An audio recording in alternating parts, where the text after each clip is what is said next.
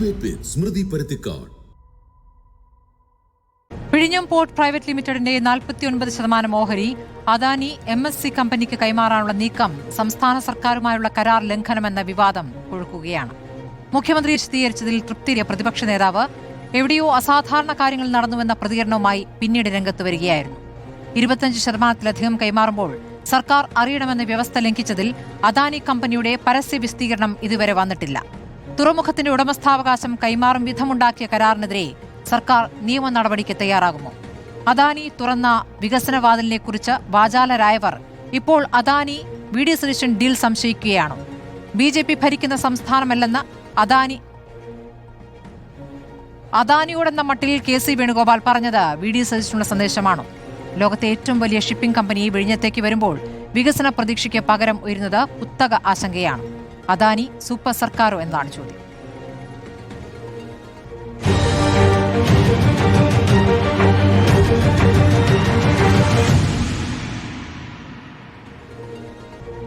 CPIM-ൽ നിന്നും ശ്രീ MV ജയരാജൻ, കോൺഗ്രസിൽ നിന്നും Shri Raju P. Nair, maritime board മുൻ ചെയർമാനും നിയമവിദഗ്ധനുമായ അഡ്വക്കേറ്റ് VJ മാത്യു, വിഴിഞ്ഞം മദർപോർട്ട് ആക്ഷൻ കമ്മിറ്റി പ്രതിനിധി ശ്രീ ഏലിയാസ് ജോൺ എന്നിവരാണ് ചർച്ചയിൽ പങ്കെടുക്കുന്നത്.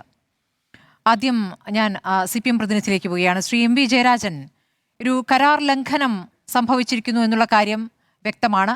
ആ കരാർ ലംഘനം എന്നതിനപ്പുറം അതിൽ സർക്കാരിന് കൂടി പങ്കുള്ള ഒരു കരാർ ലംഘനം എന്ന രൂപത്തിലാണോ CPM അതിനെ കാണുന്നത്?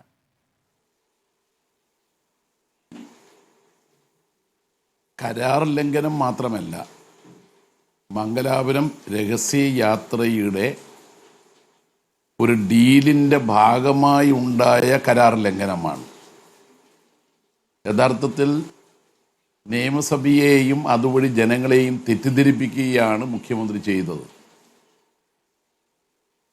അദാനി ഗ്രൂപ്പ് 49% തങ്ങളുടെ ഓഹരി MSC എന്ന് പറയുന്ന ഒരു വിദേശ ഷിപ്പിംഗ് കമ്പനിക്ക് കൈമാറണമെങ്കിൽ നിലവിലുള്ള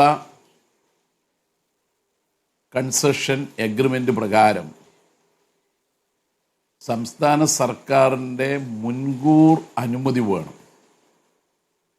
29-ാം തീയതി, ജൂൺ മാസം 29-ാം തീയതിയാണ് MSC എന്ന കമ്പനിയുമായി അദാനി ഗ്രൂപ്പ് ഓഹരി കൈമാറ്റത്തിന് കരാറുണ്ടാക്കുന്നത്.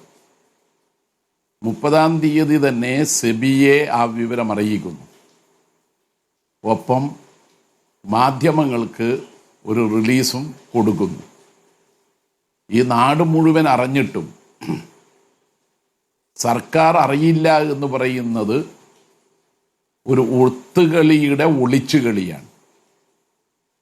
മുഖ്യമന്ത്രിയെ മുൻകൂട്ടി ധരിപ്പിച്ചതിന് ശേഷം മാത്രമാണ് അദാനി ഈ ഓഹരി കൈമാറ്റത്തിന് തയ്യാറായത്. 2454 കോടി രൂപയുടെ ഓഹരി മാത്രം ഉണ്ടായ അദാനി അതിൻ്റെ 49% MSC കമ്പനിക്ക് കൈമാറി 13,000 കോടി രൂപയാണ് കരസ്ഥമാക്കുന്നത്. അപ്പോൾ ഇത്രയും വലിയ തുക നേടിയെടുക്കാൻ അദാനിക്ക് സൗകര്യമൊരുക്കുകയായിരുന്നു മംഗലാപുരത്തേക്കുള്ള ചാർട്ടേഡ് ഫ്ലൈറ്റിൽ യാത്ര ചെയ്ത മുഖ്യമന്ത്രി ആകുന്നതിന് മുമ്പ് VD സതീശൻ്റെ രഹസ്യ യാത്രയും അവിടെ അദാനി ഗ്രൂപ്പിലെ ഉദ്യോഗസ്ഥന്മാരുമായുള്ള രഹസ്യ ചർച്ചയും. അപ്പോൾ കേവലം ഒരു കരാർ ലംഘനം മാത്രമല്ല, ഒരു ഡീലിൻ്റെ ഭാഗമായി അദാനി ഗ്രൂപ്പിന് കരാർ ലംഘനം നടത്താനുള്ള അവസരം ഉണ്ടാക്കി കൊടുക്കുകയാണ് ചെയ്തത്. അങ്ങനെ ചെയ്ത സർക്കാർ കർശന നിയമ നടപടികൾ സ്വീകരിക്കണമല്ലോ. എഗ്രിമെൻറ്റിൻ്റെ വയലേഷനാണല്ലോ ഇത്. എഗ്രിമെൻറ്റിൻ്റെ 5.3.1 കൃത്യമായി പറയുന്നു, shall not undertake or permit any change in ownership except within the prior approval of the authority. Authority എന്നതുകൊണ്ട് ഇവിടെ ഉദ്ദേശിക്കുന്നത് സംസ്ഥാന സർക്കാരാണ്. മുൻകൂർ അനുമതി വേണം. ഇതെല്ലാ നടപടികളും കഴിഞ്ഞതിന് ശേഷം സംസ്ഥാന സർക്കാരിനെ അറിയിക്കൽ മാത്രമല്ല, ശരി. അപ്പൊ കരാറിൽ ഇങ്ങനെ ഒരു വ്യവസ്ഥ ലംഘിച്ചു ശരി. എന്നിട്ട് അതൃപ്തി അറിയിക്കലാണോ? ശരി. അതല്ല ചെയ്യേണ്ടത്. ശരി, നിയമപരമായി നിയമ നടപടികൾ സ്വീകരിക്കുകയാണ് വേണ്ടത്. ശരി. പക്ഷേ ശ്രീ എം വി ജയരാജൻ, അങ്ങക്ക് അറിയുന്നത് പോലെ തന്നെ അദാനി ഇവിടേക്ക് എത്തുന്നത് 2015 ഉമ്മൻചാണ്ടിയുടെ കാലത്താണ്. പിന്നീട് അങ്ങോട്ട് 10 വർഷക്കാലം പിണറായി വിജയൻ സർക്കാർ അദാനിയുമായി എത്രത്തോളം സൗഹാർദ്ദപരമായി ഈ പദ്ധതിയുമായി മുന്നോട്ട് പോയി എന്നുള്ളതാണ് നമ്മുടെ 10 വർഷത്തെ യാഥാർത്ഥ്യം. ഈ 10 വർഷം കഴിഞ്ഞ് അടുത്ത സർക്കാർ അധികാരത്തിലെത്തുമ്പോഴേക്കും പെട്ടെന്ന് അദാനി ഒരു ഗൂഢാലോചനക്കാരൻ ആകുന്നത് എങ്ങനെയാണ്? അങ്ങ് പറഞ്ഞതുപോലെ ഈ കരാറ് സർക്കാരുമായി ഉണ്ടാക്കിയ കരാറിന്റെ ഒരു വ്യവസ്ഥാ ലംഘനം ഉണ്ടായിട്ടുണ്ടെന്നുള്ള കാര്യം ഞാൻ സമ്മതിച്ചുകൊണ്ട് ഞാൻ ചോദിക്കുകയാണ്. അദാനി ഒരു ഗൂഢാലോചനക്കാരനാണ് എന്ന ആരോപണം CPM-നുണ്ടോ? അങ്ങനെ ഒരു ഗൂഢാലോചനക്കാരനാണെങ്കിൽ അദാനി കേരളത്തിന്റെ പാർട്ട്ണർ എന്നുള്ള പ്രതികരണം നിങ്ങൾ നേരത്തെ നടത്തിയിട്ടുണ്ട്. അതിലപ്പുറം തന്നെ AKG സെന്ററിലേക്ക് അദാനിയെ ക്ഷണിക്കുന്നതടക്കമുള്ള കാര്യങ്ങൾ ചെയ്തിട്ടുണ്ട്. അപ്പോൾ നമ്മുടെ സംസ്ഥാന സർക്കാരിന്റെ അല്ലെങ്കിൽ സംസ്ഥാനത്തിന്റെ താല്പര്യങ്ങൾക്ക് വിരുദ്ധമായി പ്രവർത്തിക്കുന്ന ഒരു കോർപ്പറേറ്റ് സംവിധാനമായിട്ടാണോ അദാനിയെ കാണുന്നത് ഈ 10 വർഷത്തിനിപ്പുറം? 10 വർഷമോ 15 വർഷമോ എന്നതല്ല പ്രശ്നം.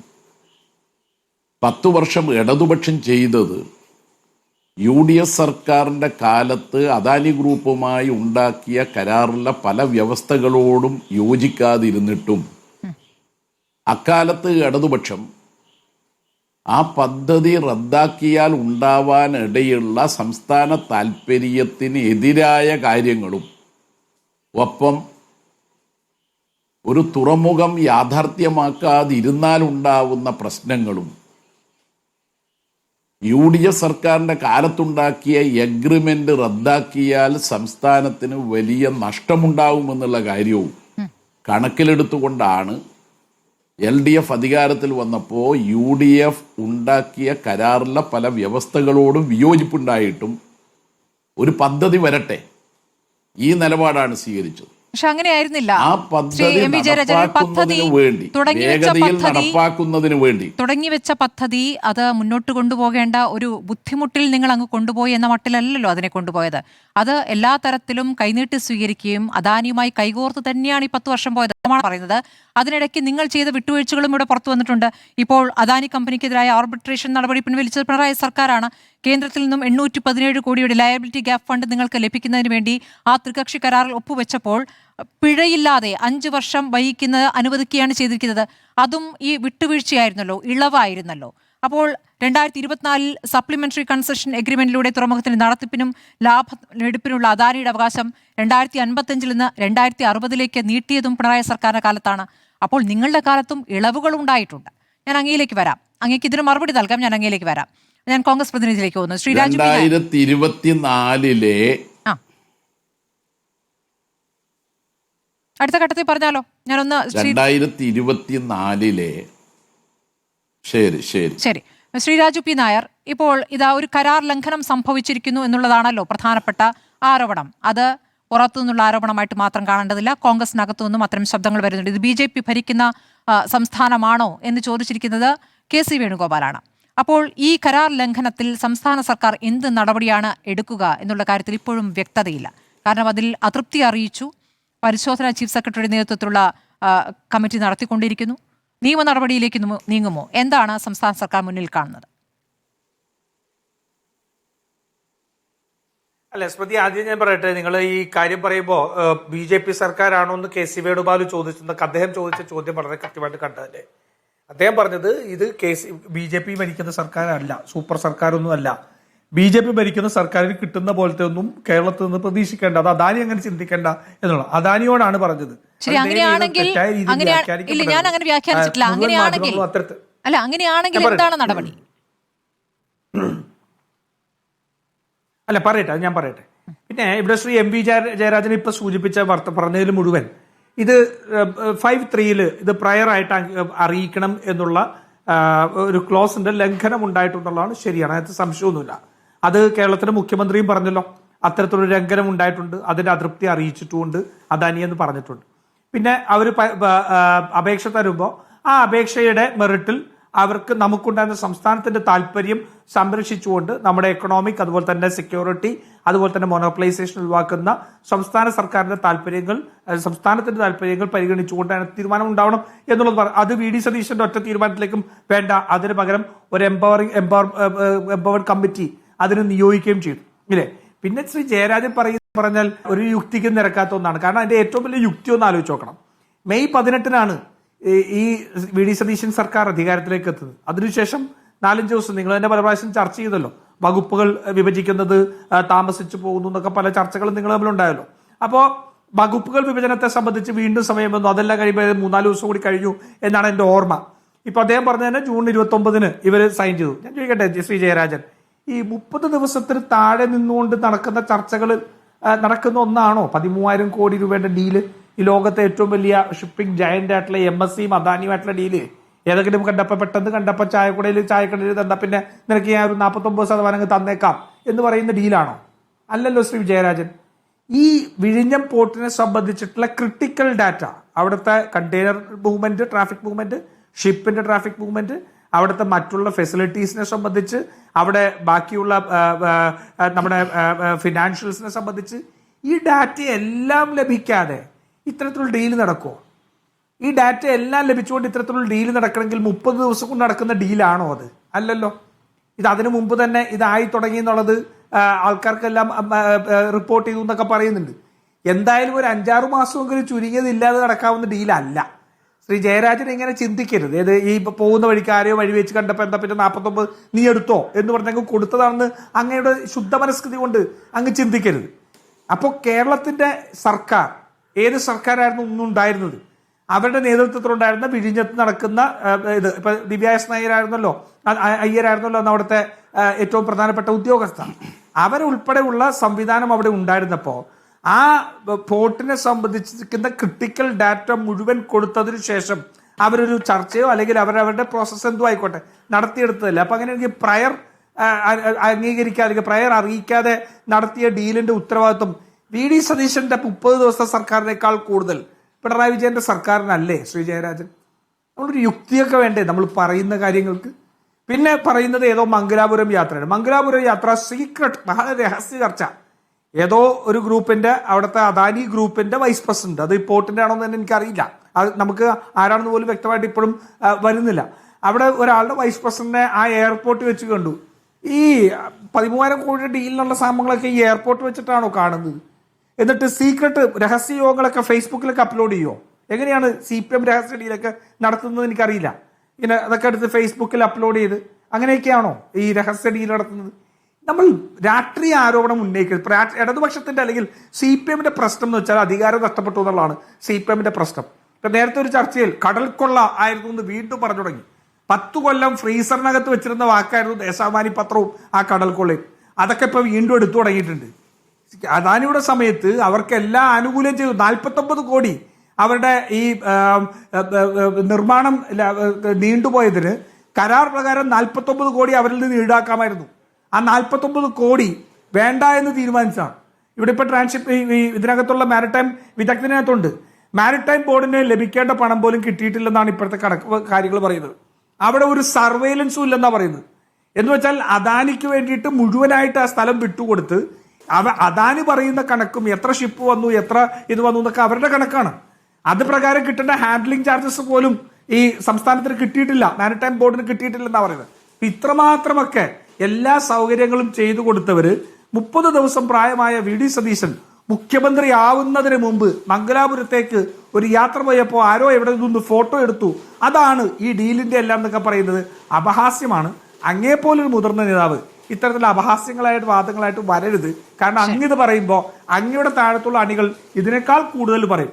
ആ യുക്തി ഇല്ലാതെ പോയത് കൊണ്ടാണ് നിങ്ങൾ പറയുന്ന വാദങ്ങൾക്ക് യുക്തിയില്ലാതെ പോയതും നിങ്ങളുടെ വിശ്വാസ്യത നഷ്ടപ്പെട്ടു പോയത് കൊണ്ടാണ് 35ലേക്ക് എത്തിയിരിക്കുന്നത്. കേരളത്തിന്റെ നിയമസഭയിൽ ഒരു പ്രതിപക്ഷം പോലും ഇല്ല എന്നുള്ള രീതിയിൽ ഈ മറ്റേ ശ്രീ KN ബാലഗോപാലിന് ഒന്ന് എന്തെങ്കിലും എഴുന്നേറ്റ് പറയൂ LOP എന്ന് പറയേണ്ട പരിതാപകരമായ അവസ്ഥയിലേക്ക് എത്തിയത് ഇത്തരത്തിൽ യുക്തിയില്ലാത്ത വാദങ്ങളുടെ ബലത്തിലാണെന്നുള്ളത് അങ്ങ് മറക്കരുത് എന്ന് മാത്രമേ പറയാവുള്ളൂ. ശരി, വിഴിഞ്ഞം മദർ പോർട്ട് ആക്ഷൻ കമ്മിറ്റി പ്രതിനിധി ശ്രീ ഏലിയാസ് ജോണിലേക്കാണ് ഞാൻ പോകുന്നത്. ശ്രീ ഏലിയാസ് ജോൺ, ഒരു കരാർ ലംഘനം ഉണ്ടായിട്ടില്ലേ? ഈ കരാർ ലംഘനത്തിൽ ഇനി സർക്കാരിന് എന്താണ് ചെയ്യാനാവുക? സർക്കാർ നിയമ നടപടിയിലേക്ക് പോകണം എന്നാണ് പ്രതിപക്ഷം ആവശ്യപ്പെടുന്നത്. അങ്ങനെ ഒരു നിയമ നടപടിയിലേക്ക് പോയി കഴിഞ്ഞാൽ ഈ അദാനി കൊണ്ടുവരുന്ന വലിയ പദ്ധതി അത് അട്ടിമറിക്കപ്പെടുമല്ലോ. അപ്പോൾ എന്താണ് മുന്നിലുള്ള പോംവഴിയായി അങ്ങ് കാണുന്നത്? കരാർ ലംഘനം നടന്നിട്ടില്ല എന്ന് അങ്ങ് കരുതുന്നുണ്ടോ? കരാർ ലംഘനം നടന്നിട്ടില്ല സ്മൃതി, പിന്നെ എങ്ങനെയാണ് അതിനെതിരെ കേസിന് പോകുന്നത്? എന്താണ് കരാറിനെ സംബന്ധിച്ച് പറയുന്നത്? എന്താണ് 2015 കരാർ ഒപ്പിടുമ്പോൾ കൊടുത്തിരിക്കുന്നത് ഇവർക്കിത് ഷെയർ വിൽക്കാം. There is a clause 5.3 in the concession agreement allowing them to sell part stake.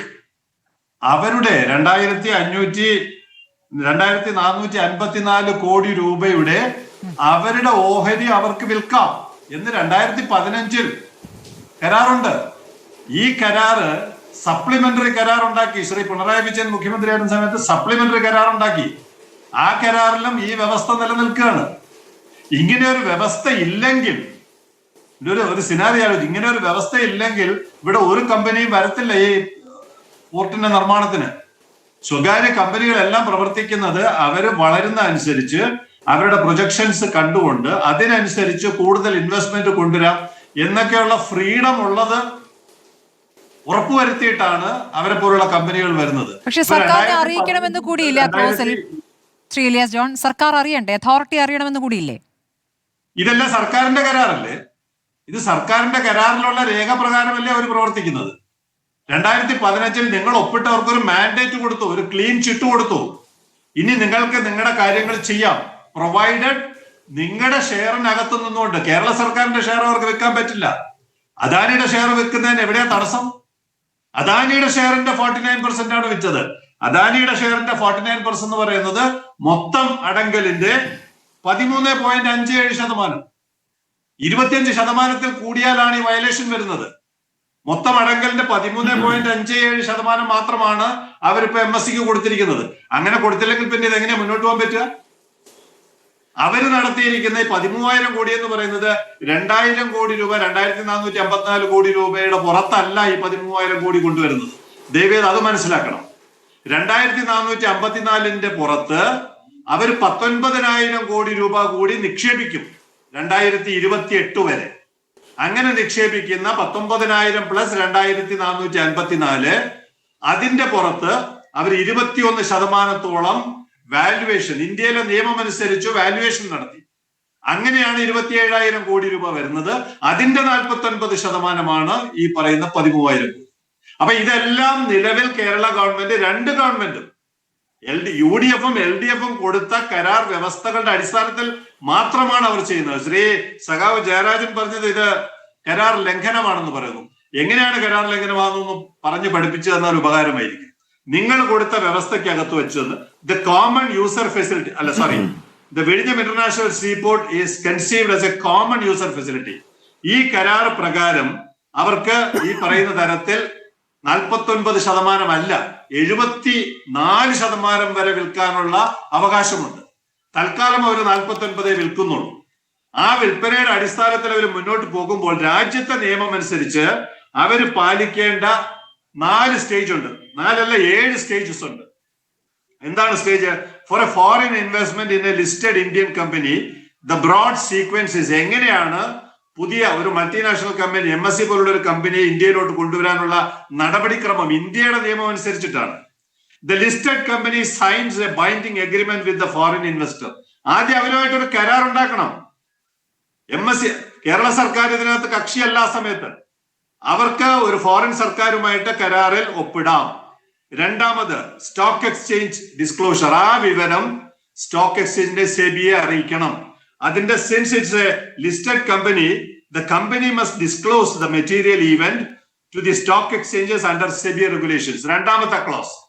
ഇത് രണ്ടും കഴിഞ്ഞിട്ടാണ് മൂന്നാമത്തത് പബ്ലിക് അനൗൺസ്മെന്റ് മീഡിയ ഡിസ്ക്ലോഷർ. അത് കഴിഞ്ഞ ചൊവ്വാഴ്ച നടത്തി. ഇത് മൂന്നും കഴിഞ്ഞിട്ടാണ് കേരള ഗവൺമെന്റ് ചിത്രത്തിൽ വരുന്നത്. എന്തുകൊണ്ടാണ് ഇങ്ങനെ? 2015 കരാർ അനുസരിച്ച് അവർക്ക് ഫുൾ ഫ്രീഡം ഉണ്ട് മുന്നോട്ട് പോകാൻ. അവരുടെ 2,454 കോടി രൂപയുടെ ഷെയറിന്റെ പുറത്ത് അവർക്ക് ഇത്തരം കാര്യങ്ങൾ ചെയ്യാൻ നിങ്ങൾ രണ്ട് സർക്കാരും അധികാരം കൊടുത്തു. അപ്പോൾ ഓണർഷിപ്പ് ചേഞ്ച് വരില്ലേ ശ്രീ ഇലിയാസ് ജോൺ? വരില്ലല്ലോ. 13.57% എങ്ങനെയാ ഓണർഷിപ്പ് വരിക? 25% കൂടിയാലാണ് ഓണർഷിപ്പ് വരിക. ഇത് അദാനിയുടെ കയ്യിലിരിക്കുന്നതിൽ നിന്ന് അവരുടെ ഷെയറിന്റെ 27.69% കേരള സർക്കാർ, കേന്ദ്ര സർക്കാർ, അദാനി. കേരള സർക്കാരിന് 63.14. എങ്ങനെയാണ് ഓണർഷിപ്പ് മാറുക? 63.14 ഷെയർ കേരള സർക്കാരിന്റെ കയ്യിലിരിക്കുകയാണ്. എങ്ങനെയാണ് ഷെയർ ഓണർഷിപ്പ് മാറുക?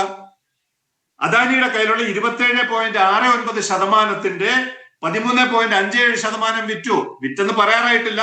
അവർ തമ്മിൽ ധാരണയായി. അങ്ങനെയാണെങ്കിൽ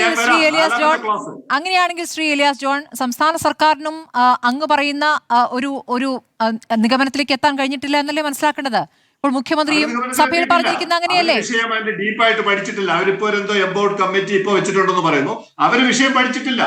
ഞങ്ങളത് പറയാൻ കാരണം ഞങ്ങളുടെ ജീവിതം ഇതാണ്. ഞങ്ങൾ ജീവിക്കുന്നത് ഈ പ്രോജക്റ്റിന് വേണ്ടി ആയതുകൊണ്ട് ഞങ്ങൾ ഈ വിഷയം മാത്രമേ പറയുള്ളൂ. സ്മൃതി ഇപ്പൊ ഏതെങ്കിലും ഒരു ഇവിടുത്തെ പനിയെക്കുറിച്ചോ ഷിഗല്ലയെ കുറിച്ചോ എന്നോട് ചോദിച്ചാൽ എനിക്കൊന്നും അറിയില്ല. ഞങ്ങൾ ഈ വിഷയം മാത്രം പഠിക്കുന്നത് കൊണ്ട് ഇതിന്റെ A to Z ഞങ്ങൾ മനസ്സിലാക്കി. മറ്റവരൊന്നും പഠിക്കാത്ത അവരെല്ലാ വിഷയത്തിൽ ഇടപെടുന്നതുകൊണ്ട് അവർക്ക് ഇതൊന്നും നേരമില്ല. മുഖ്യമന്ത്രിക്ക് എല്ലാ വിഷയങ്ങളും ഇടപെടണ്ടേ? അതുകൊണ്ട് അവർക്ക് ഇതൊന്നും പഠിക്കാൻ നേരം കിട്ടിയിട്ടില്ല. ഇപ്പൊ അവർ പഠിച്ചു തുടങ്ങുന്നു. ഇതാണ് വ്യവസ്ഥ. ആകെയുള്ള 13.57% വിൽക്കുന്നത്. ഒരു കാലത്തും ഓണർഷിപ്പ് മാറത്തില്ല. നിങ്ങളുടെ കയ്യിൽ 63.14 കേരള ഗവൺമെന്റിന്റെ കയ്യിലിരിക്കുന്നു. എങ്ങനെ ഓണർഷിപ്പ് മാറും? സ്മൃതി എന്നെ ഒന്ന് പഠിപ്പിക്കുക, ഞാൻ കേൾക്കാം. അല്ല, നമ്മൾ ഈ പത്രവാർത്തയിൽ വന്നതും വിശദീകരണമായി വന്നതും അങ്ങനെയാണെങ്കിൽ അദാനി ഗ്രൂപ്പ് എന്തുകൊണ്ടാണ് ശ്രീ എലിയാസ് ജോൺ ഇതൊന്ന് വിശദീകരിച്ചൊരു വാർത്താക്കുറിപ്പ് ഇറക്കാത്തത്? ഞങ്ങളുടെ കയ്യിലിരിക്കുന്ന 13.79%, അല്ലാതെ ഈ 49 അല്ല. അല്ല, ഞാൻ ചോദിക്കുകയാണ്, ഇവിടെ സർക്കാർ അതിന്മേലൊരു ആലോചന നടത്തുന്ന രൂപത്തിലേക്ക് നിയമ നടപടി വേണമെന്ന ആവശ്യം ഭരിക്കുന്ന പാർട്ടിയിൽ നിന്നടക്കം വരുന്ന ഒരു സാഹചര്യം ഇവിടെ നിൽക്കുമ്പോൾ എന്തുകൊണ്ടായിരിക്കാം അതൊരു വിശദീകരണം നൽകാത്തത്? സ്മൃതി, രാഷ്ട്രീയമാണ്. രാഷ്ട്രീയത്തില് ഇത്തരം എല്ലാ നീക്കങ്ങളും ചതുരംഗ കളികൾ പോലെ കേസ് കൊടുക്കണം, കരാറ് ലംഘിക്കണം, കരാറ് റദ്ദാക്കണം, ഇതെല്ലാം രാഷ്ട്രീയത്തിൽ നമ്മൾ കണ്ടിട്ടുണ്ട്. ഞങ്ങൾ 30 വർഷമായിട്ട് ഈ പ്രോജക്റ്റിന്റെ ഗതിവിഗതികൾ, ഓരോ ദിവസത്തെ ചലനങ്ങൾ അറിഞ്ഞുകൊണ്ടിരിക്കുകയാണ്. അതിനകത്ത് 140 ദിവസത്തെ സമരം നടന്നില്ലേ? അദാനി ഇത് നിർത്തിപ്പോകുന്ന സാഹചര്യം ഉണ്ടായില്ലേ? അതിനെല്ലാം അതിജീവിച്ചല്ലേ നമ്മൾ ഇവിടെ വരെ എത്തിയിരിക്കുന്നത്. ഞാൻ 4ാമത്തെ പോയിന്റ് കൂടെ പറയാം. ഇത് സർക്കാരിനെ അറിയിക്കേണ്ടത് എപ്പോഴാണ്? 4ാമത്തെ സ്റ്റേജിലാണ്. ഇവിടെ കൊടുത്തിട്ട് സ്റ്റോക്ക് എക്സ്ചേഞ്ചിൽ കൊടുത്ത് മീഡിയയെ അറിയിച്ച് ജനങ്ങളെ മുഴുവൻ അറിയിച്ചു കഴിഞ്ഞിട്ടാണ് sectoral contractual approvals. If the company is operating under a concession or licence, approval may be required depending on the concession agreement. അവിടെയാണ് കേരള സർക്കാർ വരുന്നത്. ഈ 4ാമത്തെ സ്റ്റേജിലാണ് കേരള സർക്കാരിനെ ഔദ്യോഗികമായി അറിയിക്കേണ്ടത്. അനൌദ്യോഗികമായി അറിയിച്ചെന്ന് മുഖ്യമന്ത്രി തന്നെ പറയുന്നുണ്ടല്ലോ, അല്ലെങ്കിൽ ബന്ധപ്പെട്ടവർ അദാനി ഗ്രൂപ്പ് പറയുന്നുണ്ട്. ഔദ്യോഗികമായി അറിയിക്കേണ്ടത് ഈ 4ാമത്തെ സ്റ്റേജിലാണ്. ഇവിടെയാണ് കേരള സർക്കാർ ഈ വിഷയത്തിൽ ഇടപെടേണ്ടത്. ഔദ്യോഗികമായി കത്ത് ലഭിച്ചാൽ അത് പരിശോധിക്കാം. നിയമലംഘനം ഉണ്ടോ, നമ്മുടെ ഷെയറിനപ്പുറം ഇവർ വിറ്റിട്ടുണ്ടോ തുടങ്ങിയ കാര്യങ്ങൾ നമ്മൾ പരിശോധിക്കേണ്ടത് അപ്പോഴാണ്. അതിപ്പോ കേരള സർക്കാർ കമ്മിറ്റി വെച്ച് പരിശോധിക്കുന്നു എന്നാണ് ഞാൻ കേട്ടത്. അതുകൊണ്ട് എന്റെ മുമ്പിൽ സംസാരിച്ചവർ ഇത് കരാർ ലംഘനം നടന്നു എന്ന് പറയുന്നതിനെ പൂർണ്ണമായും ഞാൻ വിയോജിക്കുന്നു. മാത്രമല്ല, MSC പോലുള്ള ഒരു കമ്പനി, ലോകത്തിലെ ഏറ്റവും വമ്പൻ കമ്പനി ഇവിടെ വരുന്നു എന്ന് പറയുന്നത് നമ്മൾ എല്ലാവരും ഒരുപോലെ സ്വീകരിക്കേണ്ടതാണ്. കഴിഞ്ഞ 10 വർഷം ഇടതുപക്ഷം വളരെ പുരോഗമനപരമായ ഒരു സമീപനം അക്കാര്യത്തിൽ എടുത്തു.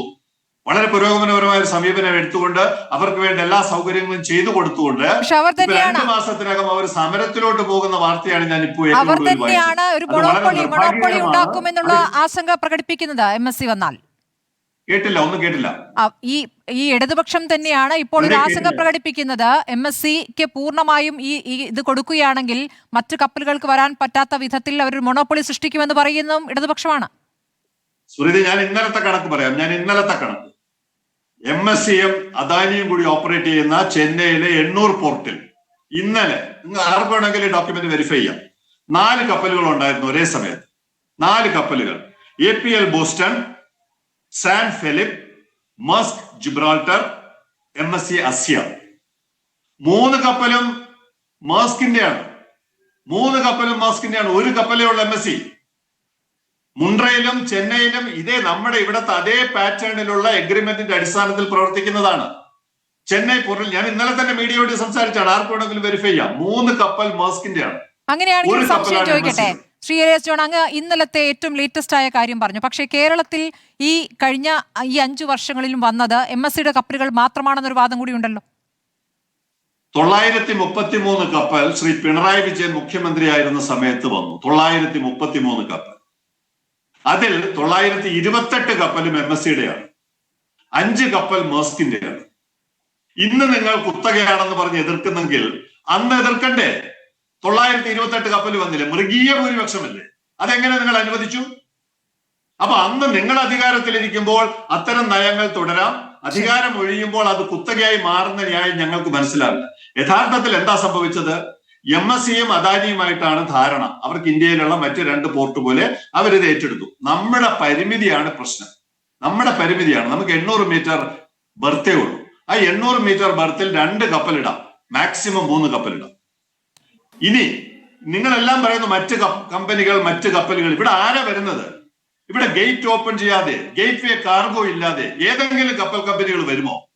ട്രാൻസ്ഷിപ്മെന്റ് മാത്രം നടത്താൻ വേണ്ടി ഏതെങ്കിലും കപ്പൽ കമ്പനികൾ വരുമോ? ആ റിസ്ക് പോലും MSC എടുത്തുകൊണ്ടല്ലേ റെക്കോർഡ് ലോകത്തിൽ ഒരു പോർട്ടില്ലെന്നാണ് പറയുന്നത്. ലോകത്തിൽ ആദ്യത്തെ 18 മാസത്തിനിടയിൽ 20 ലക്ഷം കണ്ടെയ്നർ ഹാൻഡിൽ ചെയ്ത ഒരു പോർട്ട് ലോകത്തിലില്ല എന്നാണ് പറയുന്നത്.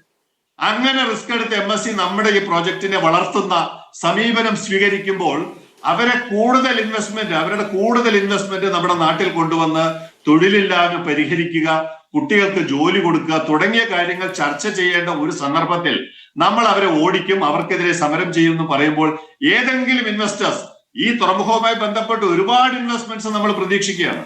അപ്പൊ ഇല്ലാത്ത കാര്യത്തിന്റെ പുറത്ത് നമ്മുടെ ഉടമസ്ഥതാവകാശം കൈമോശം വരും.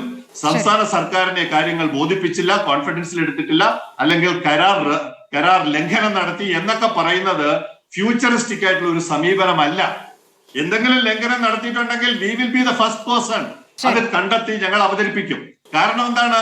ഈ കരാറ് ജനങ്ങൾക്ക് അനുകൂലമല്ല. എന്ന് പറഞ്ഞ് 5 ദിവസം നിരാഹാരം കിടന്നവരിൽ ഒരാളാണ് ഞാൻ.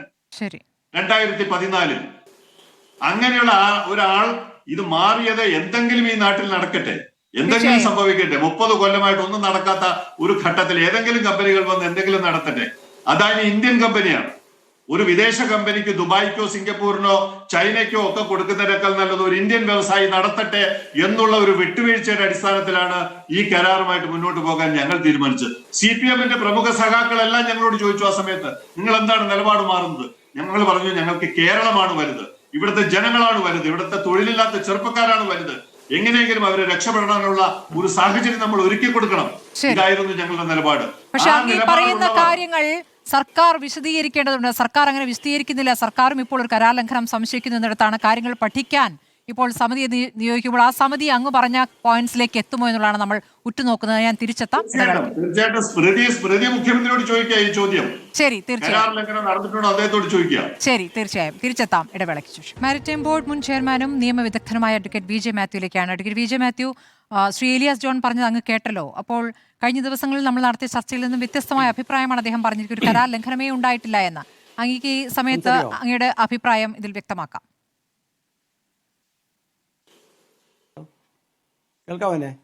കേൾക്കാം.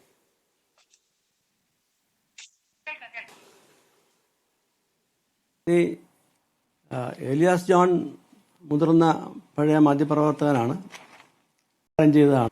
ഇദ്ദേഹം കഴിഞ്ഞ ഈ വിഴിഞ്ഞം പോർട്ട് കമ്മീഷൻ ചെയ്തത് 2024 അതിനുശേഷം താങ്കൾ പറയുന്ന പോലെ എത്ര ലക്ഷം ആളുകൾക്ക് ജോലി കിട്ടി, എത്ര ലക്ഷം കണ്ടെയ്നറുകൾ അവിടെ വന്നു, അതിലെത്ര MT ഉണ്ട്, അതിലെത്ര ലേഡൻ കാർഗോ ഉണ്ട്, അതിലൊന്നും കണക്കില്ല. ഇത്രയും നാൾ MSCയുടെ കപ്പലും MSCയുടെ കണ്ടെയ്നറല്ലേ വന്നത്, ലോകത്തിലെ ഏറ്റവും വലുതെന്ന് പറയുന്നത്. അല്ലെങ്കിൽ MSCയുടെ കൂടുതൽ ജാതകത്തിലേക്ക് പോകുന്നില്ല.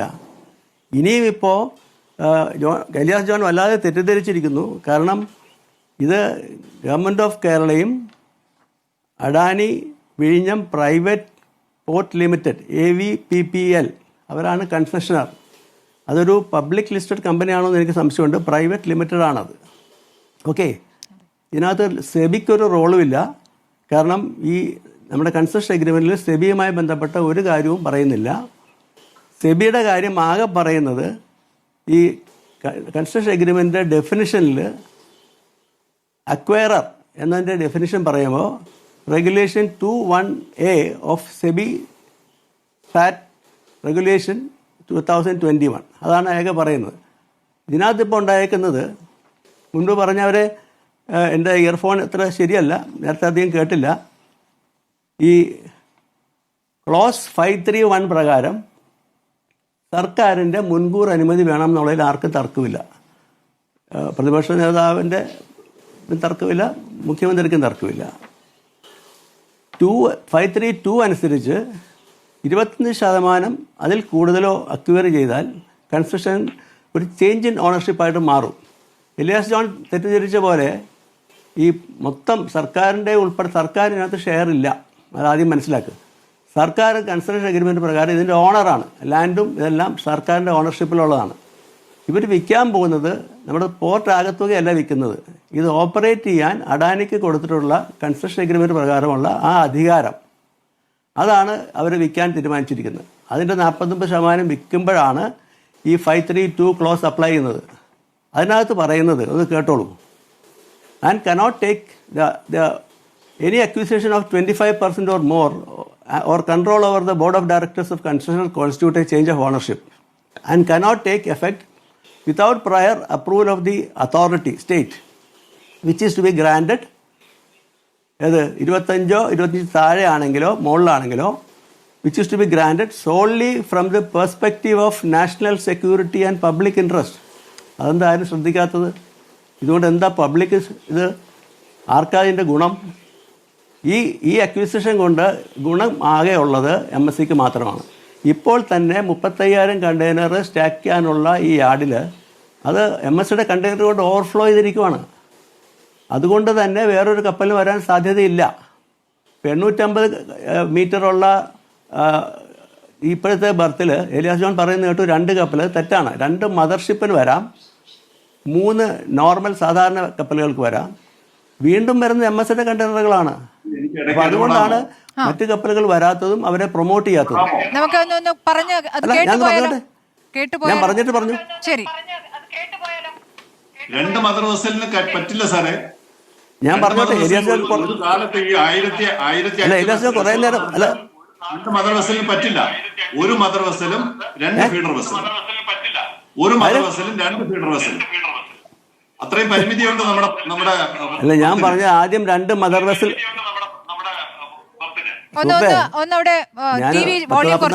മാരിടൈം പ്രാക്ടീസ് ചെയ്യുന്ന ഒരാളാണ്. ടിവി വോളിയം മ്യൂട്ട് ചെയ്തോളൂ.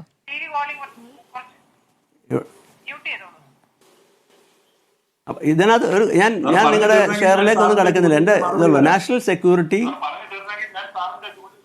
അല്ല, അത് പറഞ്ഞോ.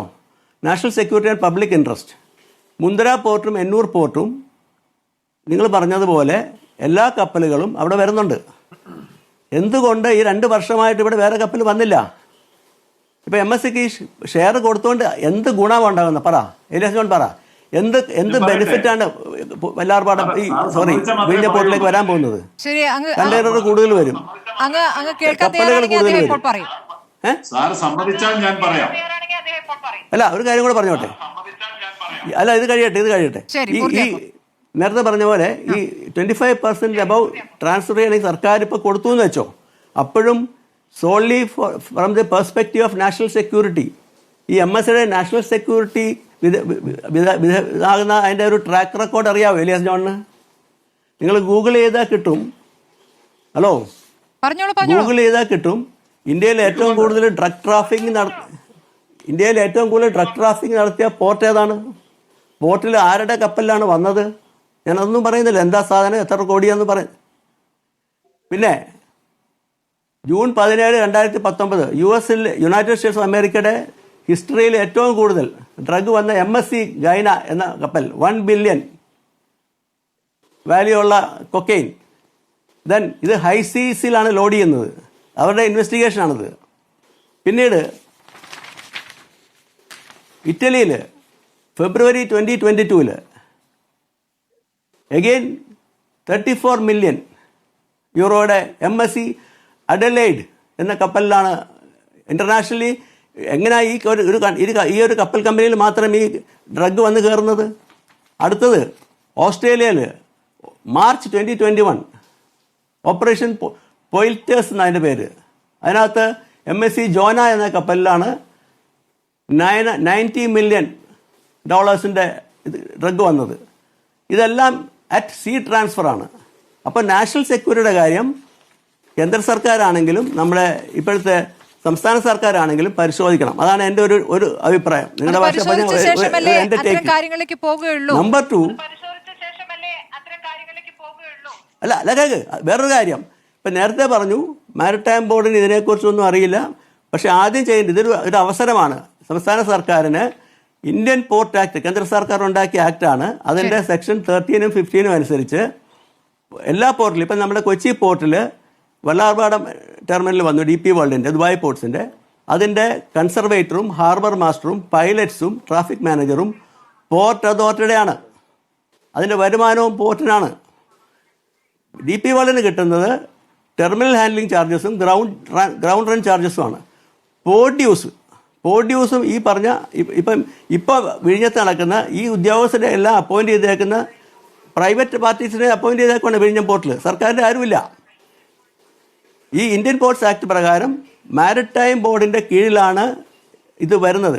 സ്റ്റേറ്റ് എന്ന് പോലും പറഞ്ഞിട്ടില്ല. മാരിടൈം ബോർഡ് ഗുജറാത്തിലെ മുന്ദ്ര മറ്റേ കാൻല എല്ലാം വന്നേക്കുന്നത് ഗുജറാത്ത് മാരിടൈം ബോർഡാണ്. ഏറ്റവും ലാഭത്തിൽ ഇന്ത്യ നടക്കുന്ന മാരിടൈം ബോർഡാണ്. അവിടെ മാരിടൈം ബോർഡ് നമ്മൾ ഇവിടുത്തെ മാരിടൈം ബോർഡുമായിട്ട് കമ്പയർ ചെയ്യരുത്. അവിടെ കടലിൽ മത്സ്യം തിളയ്ക്കുന്ന പോലെയാണ് അവിടെ കപ്പലുകൾ വരുന്നത്. മാരിടൈം ബോർഡ് എത്ര പ്രോഫിറ്റായിട്ട് നടക്കുന്ന സാധനമാണ്. അപ്പോൾ ഇത് അവസരം കണ്ട പുതിയ സർക്കാർ ഇതിൻ്റെ അധികാരം അത് ഏറ്റെടുക്കണം. നമുക്ക് ഇന്ത്യൻ പോർട്ട് ആക്ട് തന്നിട്ടുള്ള അധികാരം പ്രകാരം ഹാർബർ മാസ്റ്ററെയും കൺസർവേറ്ററെയും മറ്റു ഉദ്യോഗസ്ഥരെയും പൈലറ്റിനെയും നമ്മൾ സർക്കാർ ഏറ്റെടുക്കണം. പോർട്ട് ഡ്യൂസ് ഇപ്പം ഞാൻ അവസാനം പറഞ്ഞു, ഒരു സെമിനാർ പങ്കെടുത്തപ്പോൾ 2-3 മാസം മുമ്പ് 48 കോടി അരിയസ് ഉണ്ട്. അതും വാങ്ങിയെടുക്കണം. അതാണ് എങ്കിൽ മാത്രമേ സംസ്ഥാന സർക്കാരിന് അവിടെ വരുന്ന കപ്പലുകൾ ഇപ്പോൾ MSCക്ക് കൊടുത്താലും കൊടുത്തില്ലെങ്കിലും ഒരു നാവിഗേഷണൽ കൺട്രോൾ വേണമെങ്കിൽ ഇത് ചെയ്യണം. ശരി, എനിക്ക് പറയാം. ശരി, ശ്രീ ഏലിയാസ് ജോൺ, അങ്ങയുടെ വിയോജിപ്പ് അങ്ങേക്ക് പറയാം. 2-3 കാര്യങ്ങളാണ് അദ്ദേഹം പ്രധാനമായിട്ട് പറഞ്ഞത്. സെബിക്ക് ഇതിനകത്ത് ഒരു റോളും ഇല്ല. എന്നാ പിന്നെ സെബി ഈ ഡോക്യുമെന്റ് മുഴുവൻ തള്ളിക്കളയണ്ടേ? ഇപ്പൊ സബ്മിറ്റ് ചെയ്തിരിക്കുന്നത് ബോംബെ സ്റ്റോക്ക് എക്സ്ചേഞ്ചിലും നാഷണൽ സ്റ്റോക്ക് എക്സ്ചേഞ്ചിലും ഇന്റർനാഷണൽ സ്റ്റോക്ക് എക്സ്ചേഞ്ചിലും ഇത് സബ്മിറ്റ് ചെയ്തു.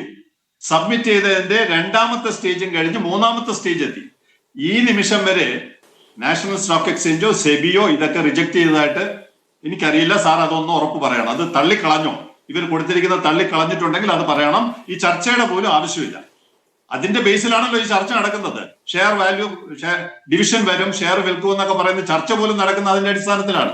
അപ്പൊ അത് സാറ് തന്നെ തള്ളിക്കളഞ്ഞു, അവർ സ്വീകരിക്കുന്നില്ല എന്നുള്ള വിവരം പറയണം. 2ാമത്തത്, സാറ് പറഞ്ഞു ഒരു കാര്യം വളരെ കറക്റ്റാണ്. ഇവിടെ ഒരു ജോലിയുമില്ല, പോർട്ടിൽ ഒരു ജോലിയുമില്ല. ഗേറ്റ് തുറക്കാത്തത് കാരണം പോർട്ടിന് പുറത്ത് ഒരു ചായ പോലും അഡീഷണൽ വിൽക്കുന്നില്ല. അപ്പൊ എന്താണ് വേണ്ടത്? കഴിഞ്ഞ 10 വർഷം ഭരിച്ചവരാണ് അതിന് മറുപടി പറയേണ്ടത്. അവർ ഉദ്ഘാടനം വരെ നടത്തി, ഗേറ്റ് തുറന്നു എന്ന് പറഞ്ഞു ഉദ്ഘാടനം. അത് രാഷ്ട്രീയം. ഞാൻ രാഷ്ട്രീയം പറഞ്ഞിട്ടില്ല. അല്ല, ആദ്യം പറഞ്ഞു രാഷ്ട്രീയം പറയാതെ ഞാൻ ചോദിച്ചൊരു ഉത്തരം പറയാം. നിങ്ങൾ പത്രപ്രവർത്തനം മാത്രമല്ല, ഇപ്പൊ രാഷ്ട്രീയ രാജു നായരെക്കാളും കൂടുതൽ രാഷ്ട്രീയം നിങ്ങളാ പറയുന്നത്. അദ്ദേഹം വിഴിഞ്ഞം മദ പോർട്ട് ആക്ഷൻ കമ്മിറ്റിയുടെ പ്രതിനിധിയാണ്. എത്ര കാലമായി ഇതുമായി ബന്ധപ്പെട്ട് സമരം ചെയ്ത വ്യക്തിയാണ്. ശരി, അദ്ദേഹം പറയട്ടെ. എനിക്കറിയാം, എന്റെ രാഷ്ട്രീയം വിഴിഞ്ഞം തുറമുഖമാണ്. അത് നന്നായിട്ട് നടക്കണം. ഇനി സാറ് പല വേദികളിലും MT കണ്ടെയ്നേഴ്സ് എന്ന് പറയുന്ന ഒരു ഗുരുതരമായ ആരോപണം ഉന്നയിക്കുന്നത് കേട്ടിട്ടുണ്ട്. ആദ്യമായിട്ടാണ് സാറുമായിട്ട് ഒരേ പാനൽ പങ്കിടാൻ പറ്റുന്നത്.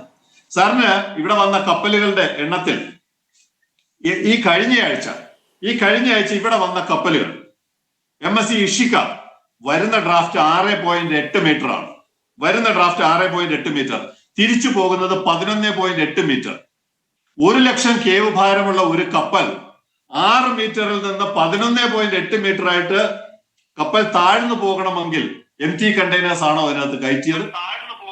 ഇനി കഴിഞ്ഞ ആഴ്ചയിൽ മാത്രം ഞാൻ പറയാം, MS അലക്സാണ്ട്ര 14.5 മീറ്റർ ഡ്രാഫ്റ്റുമായിട്ട് വരുന്നു, 16.3 ഡ്രാഫ്റ്റുമായിട്ട് പോകുന്നു. MSC കാനു 8 മീറ്റർ, തൂത്തുക്കുടിയിൽ നിന്ന് റെഗുലർ ഷട്ടിലാണ്. MSC കാനു 8 മീറ്ററിൽ വരുന്നു, 10.1 മീറ്ററിൽ തിരിച്ചു പോകുന്നു. വിൽഡ-എക്സ് 13.5 മീറ്ററിൽ വരുന്നു, 15.2 മീറ്ററിൽ തിരിച്ചു പോകുന്നു. MSC റിയോണ 7.1 മീറ്ററിൽ വരുന്നു, 9 മീറ്ററിൽ തിരിച്ചു പോകുന്നു. ഒഴിഞ്ഞ കണ്ടെയ്നർ ആണെങ്കിൽ കപ്പലുകൾ ഇത്രയും താഴ്ന്നെങ്ങനെയാണ് പോകുന്നത് ഇവിടെ നിന്ന് തിരിച്ചു പോകുമ്പോൾ? സാർ പല വേദികളിലും വെച്ച് അടിസ്ഥാനരഹിതമായ ഇത്തരം കാര്യങ്ങൾ പറയുമ്പോൾ സാറിന് പ്രൂഫ് ഉണ്ടെങ്കിൽ കൃത്യമായും അതിന്റെ തെളിവ് പറയണം. ഞങ്ങൾ അത് അഡ്മിറ്റ് ചെയ്യാൻ തയ്യാറാണ്. അദാനി ഗ്രൂപ്പാണ് ഇതിന്റെ കൃത്യമായ കണക്ക്. അദാനി ഗ്രൂപ്പും വിസിലുമാണ് ഈ കണക്ക് പറയേണ്ടത്. ഞങ്ങൾക്കിത് പുറമേ നിന്ന് കാണാൻ പറ്റുന്ന ഞാൻ പറഞ്ഞത് സാറേ, ഞാൻ പറയട്ടെ, ഇവിടെ പറഞ്ഞു ഒരു കണക്കുമില്ല എന്ന് പറഞ്ഞു. ഇവിടെ വരുന്ന കപ്പലുകൾക്ക് ഒരു കണക്കുമില്ല എന്ന് പറഞ്ഞു. ആദ്യത്തെ കണക്ക് പുറത്തുവിടുന്നത് വിസിലാണ്. ആദ്യത്തെ കണക്ക് 1005 കപ്പലായി എന്നുള്ള വിവരം പുറത്തുവിട്ടത് വിസിലാണ്. ഞങ്ങൾ കൃത്യമായി വിസിലിനേക്കാൾ ജാഗ്രതയോടെ ഞങ്ങൾ ഈ കണക്കുകൾ പരിശോധിക്കുന്നുണ്ട്. അപ്പൊ ആരും കണക്ക് നോക്കുന്നില്ല, അദാനി പറയുന്ന കണക്ക് മാത്രമാണ് ഇവിടെ വരുന്നത് എന്നൊക്കെ പറയുന്നത് വളരെ ബാലിഷ്യമാണ്. ഇനി MSCയുമായി ബന്ധപ്പെട്ട് പറഞ്ഞ കാര്യങ്ങൾ ശ്രീ ഏലിയാസ് ജോൺ, എന്ത് ഗുണം ഈ പോർട്ട് കൊണ്ട്, എന്ത് ഗുണമെന്ന് ചോദിച്ചു. അല്ല, MSC കപ്പൽ കമ്പനിയുമായി ബന്ധപ്പെട്ട് പറഞ്ഞ കാര്യങ്ങളുണ്ടല്ലോ, അവർ നടത്തിയിരിക്കുന്ന ഇതിനു മുമ്പ് അവർക്കെതിരെ ഉയർന്നിരിക്കുന്ന ആരോപണങ്ങൾ ഉണ്ടല്ലോ. അതിനിവിടെ ഒരു രാജ്യമുണ്ട്, ഭരണഘടനയുണ്ട്, നിയമമുണ്ട്. നമ്മുടെ ഈ കരാറിനകത്ത് കൃത്യമായി അത് പറയുന്നുണ്ട്. അങ്ങനെ വരുന്നുണ്ടെങ്കിൽ പിടിക്കണം. നിങ്ങൾ വെറുതെ പറഞ്ഞാൽ പോരെ. MSC പിടിക്കണം, പിടിച്ച് അറസ്റ്റ് ചെയ്ത് അകത്ത് വെക്കണം. For the avoidance of doubt, it is expressly agreed that approval of the authority hereunder shall be limited to national security. National സെക്യൂരിറ്റിയിൽ ഒരു കോംപ്രമൈസും ഇല്ല. അങ്ങനെ MSC വിഴിഞ്ഞം തുറമുഖം കള്ളക്കടത്തിന് വേണ്ടിയും മയക്കുമരുന്ന് കടത്തിന് വേണ്ടിയും ഉപയോഗിച്ചിട്ടുണ്ടെങ്കിൽ അപ്പോ ഈ കരാർ നമുക്ക് റദ്ദാക്കാം. ഞാൻ കൂടെ നിൽക്കാം നിങ്ങളുടെ കൂടെ. തെളിവില്ലാതെ കാടടച്ച് വെടിവെക്കരുത്. 1005 കപ്പൽ ഓടിക്കുന്ന ഒരു കമ്പനി 2 ലക്ഷം പേർക്കാണ് ലോകം മുഴുവൻ ജോലി കൊടുക്കുന്നത്. ഇവിടുത്തെ ചെറുപ്പക്കാർക്ക് ജോലി വേണം, DYFI പിള്ളേർക്ക് ജോലി വേണം, AIYFലെ പിള്ളേർക്ക് ജോലി വേണം, കോൺഗ്രസിലെ പിള്ളേർക്ക്, യൂത്ത് കോൺഗ്രസിലെ പിള്ളേർക്ക് ജോലി വേണം. അല്ലാതെ ഇവിടെ വരുന്ന ഇൻവെസ്റ്റേഴ്സിനെയൊക്കെ ഓടിക്കുക, അവരെല്ലാം കള്ളക്കടത്തും കഞ്ചാവുമാണ് എന്ന് പറഞ്ഞ അടിസ്ഥാനരഹിതമായ മറ്റേതെങ്കിലും പോർട്ടിൽ നടന്നിട്ടുണ്ടെങ്കിൽ സാർ അത് പറയുക. അത് നമ്മളിവിടെ പറയേണ്ട കാര്യമില്ല. വിഴിഞ്ഞത്ത് നടന്നിട്ടുണ്ടോ സാർ പറയുക. ഇവിടെ കൃത്യമായ ഒരു നിയമമുണ്ട്. ഞാനൊരു ഉദാഹരണം പറയാം. ഇവിടെ ഒരു കപ്പൽ വന്നു, പാകിസ്ഥാനിൽ നിന്നൊരു കപ്പൽ വന്നു, കറാച്ചിയിൽ നിന്ന് വന്ന കപ്പലിനെ കുറിച്ചുള്ള നിയമം എന്തറിയാമോ ഇന്ത്യയില്? അവിടെ നിന്ന് കറാച്ചിയിൽ നിന്ന് കയറ്റുന്ന ഒരു കാർഗോ പോലും ആ കപ്പലിൽ ഉണ്ടാവാൻ പാടില്ല. ഒരു കാർഗോ പോലും വിഴിഞ്ഞം തുറമുഖത്ത് ഇറക്കാൻ പാടില്ല. പാകിസ്ഥാനിലെ ഒറ്റ ജീവനക്കാരൻ ആ കപ്പലിൽ ഉണ്ടാവാൻ പാടില്ല. MSC കൊണ്ടുവന്നു. ഒരു കണ്ടെയ്നറും ഇല്ലാതെ ഒരു കപ്പൽ കറാച്ചിയിൽ നിന്ന് ഇവിടെ കൊണ്ടുവന്ന് എന്തിനാണ്? ഇവിടുത്തെ കണ്ടെയ്നർ അവർക്ക് പലയിടത്തും എത്തിക്കണം. അത്രയും റിസ്ക് എടുത്ത് പ്രവർത്തിക്കുന്ന ഒരു കമ്പനിയാണ് MSC. അങ്ങനെയുള്ള ഒരു കമ്പനി രാജ്യസുരക്ഷയ്ക്ക്, പാകിസ്ഥാനിലെ കപ്പൽ ഇവിടെ വന്നല്ലോ, ട്രിവാൻഡ്രത്ത് വന്നല്ലോ.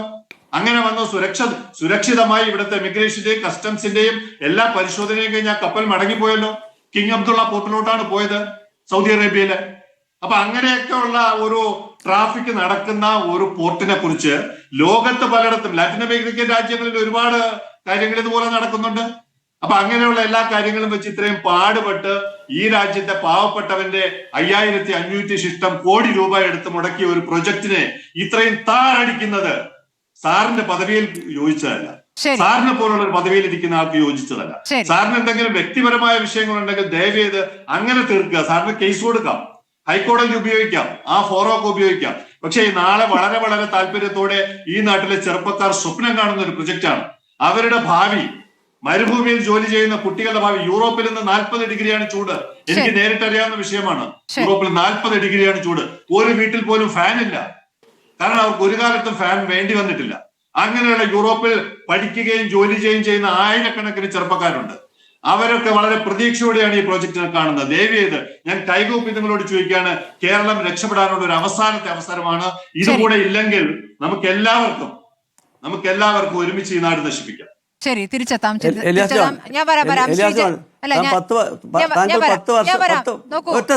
നമുക്കൊരു ബ്രേക്ക് പോകണം, അത്യാവശ്യമായതുകൊണ്ടാണ്. ശ്രീ വി ജയരാജൻ, അങ്ങേക്ക് രാജു പി നായർക്കും മറുപടി നൽകാം. അതോടൊപ്പം തന്നെ ഇപ്പോൾ ശ്രീ ഏലിയാസ് ജോൺ ചൂണ്ടിക്കാണിച്ച ചില കാര്യങ്ങളുണ്ടല്ലോ, അതിൽ ഒരു രാഷ്ട്രീയ പാർട്ടി എന്ന നിലയ്ക്ക് പറയാനുള്ള കാര്യങ്ങൾ കൂടിയുണ്ട്. രാഷ്ട്രീയ പാർട്ടികളോടുകൂടിയാണ് അദ്ദേഹം അഭ്യർത്ഥിച്ചിരിക്കുന്നത്.